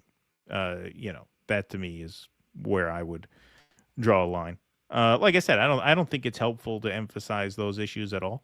But I think if you're including that as part of free healthcare for everybody, it's a lot less divisive than in the most unequal economic city in the country. We're going to give free healthcare and hotel rooms to trans people while people are mired in medical debt. Yeah, I mean, to me, that's where I would draw the distinction. It's basically like you got a Republican to write the platform for maximum damage. Right. Yeah, exactly. It's unnecessary division. They could only make it better by refining it to illegal ex-con immigrant trans people from Venezuela are qualified. Yeah. EO Shush says trans is a psyop to divide. The one who brought it on the left to Romanize hippies in the civil rights and think fighting for this is protesting modern day Jim Crow, or a trans swimmer is like Jackie Robinson. Thank you, EO Shush. Mark Dansky, masks are conformity tests at events like this. Well, no, it wasn't a test. It was required. At that event, it wasn't a test. You had to wear one. You had to wear the mask. It wasn't like people chose to wear it. It was in my old massive science building at Northwestern U last year while a gender issue conference was happening and masks were required. Well, yeah. No, I see what you're saying. But in that example, it was not a question of like a conformity test so much as it was that you had to wear one to be in there. Yeah. It just makes the left look ridiculous when people represent the left that way. But again, man, I'd like to say otherwise, but my experience the whole so-called left, almost across the spectrum, obviously with some pockets of exception, they're all infected with this. El Kaminsky says the most articulate and well-researched documentation regarding the co-optation of the left comes from Gabriel Rockhill. I strongly recommend looking at his work and inviting him on. I've never heard of that. Never heard of him. Thank you. Hey, China Shill, who contributed to the show today. Oh, yeah. Use that meme you tagged me in, man. Thank you. Tucker didn't fight with the Contras, if I recall correctly. He was just embedded as a journalist. Yeah, I figured he didn't see combat. Why did I say he fought with them? They said, who said he fought with them? Fuentes said he was with the Contras, I guess, or some other thing to get involved and provide support. Probably collecting names of Sandinistas too. Yeah, I mean that's kind of what I figured. I didn't think he actually saw combat. That would have pretty. Could you imagine Tucker in combat? What's with these MREs? What's with these MREs? I said duck. Since I started donating to you guys, my blood pressure is up from the stress of trying to think of a Rumble rant that will make Russell laugh. Join ACP. The future belongs to the working class. ACP.us. A 3-time. I'm telling you, I'm gonna take a look at you guys. Yeah, there you go. I'd love to see the Michael Tracy Whitney Webb stream. Michael raises good questions and provides appropriate skepticism, but all anyone does is call him a Beto supporter because of his Epstein thing. Yeah. I mean, well, look, he brings that on himself with that. I sense he's not just trolling there, but he is a habitual contrarian. Look, we had him on the show. He's a nice guy. I mean, I don't I have nothing against him, but he does have tendencies to, needle. He's what we call prickly. He can be quite prickly, and I think he would agree with that assessment. I don't even agree with his take. I just wanted to discuss it with someone who's not a total adrenochrome Yahoo. That should call our podcast Adrenochrome Yahoos. We should do a Rumble. That's a great name for a band. Yeah, it is. It's a great name for a show. We should start a Rumble exclusive spin-off show called Adrenochrome Yahoos. That would be great. I might even title this episode Adrenochrome Yahoos on Spotify.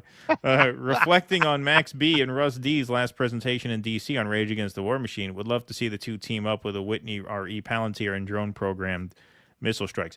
We interviewed Whitney on Jimmy's show, and so I would love to have her on ours. I know she was on maternity leave for a while. Apparently now she's off, so maybe we can make that happen. All right, folks, it is coming up on 5:30, so we must be going. But thank you very much, everybody, for being here. We appreciate you all. We will see you back. Oh, Misty is on vacation this week, so there's no Misty show tomorrow, but we will be back here on Thursday at 12 p.m. Eastern. Until then, thanks to all the mods in the chat. Thanks to our YouTubers, our Rumblers, and thanks to our Super Chatters, our Rumble Ranters, our patrons, everybody who keeps us afloat here. Appreciate you all very much. Thanks for spending the afternoon with us. Until we see you again at 12 p.m. this Thursday, thanks for being here today. Be safe and be well. Courage. Please clap.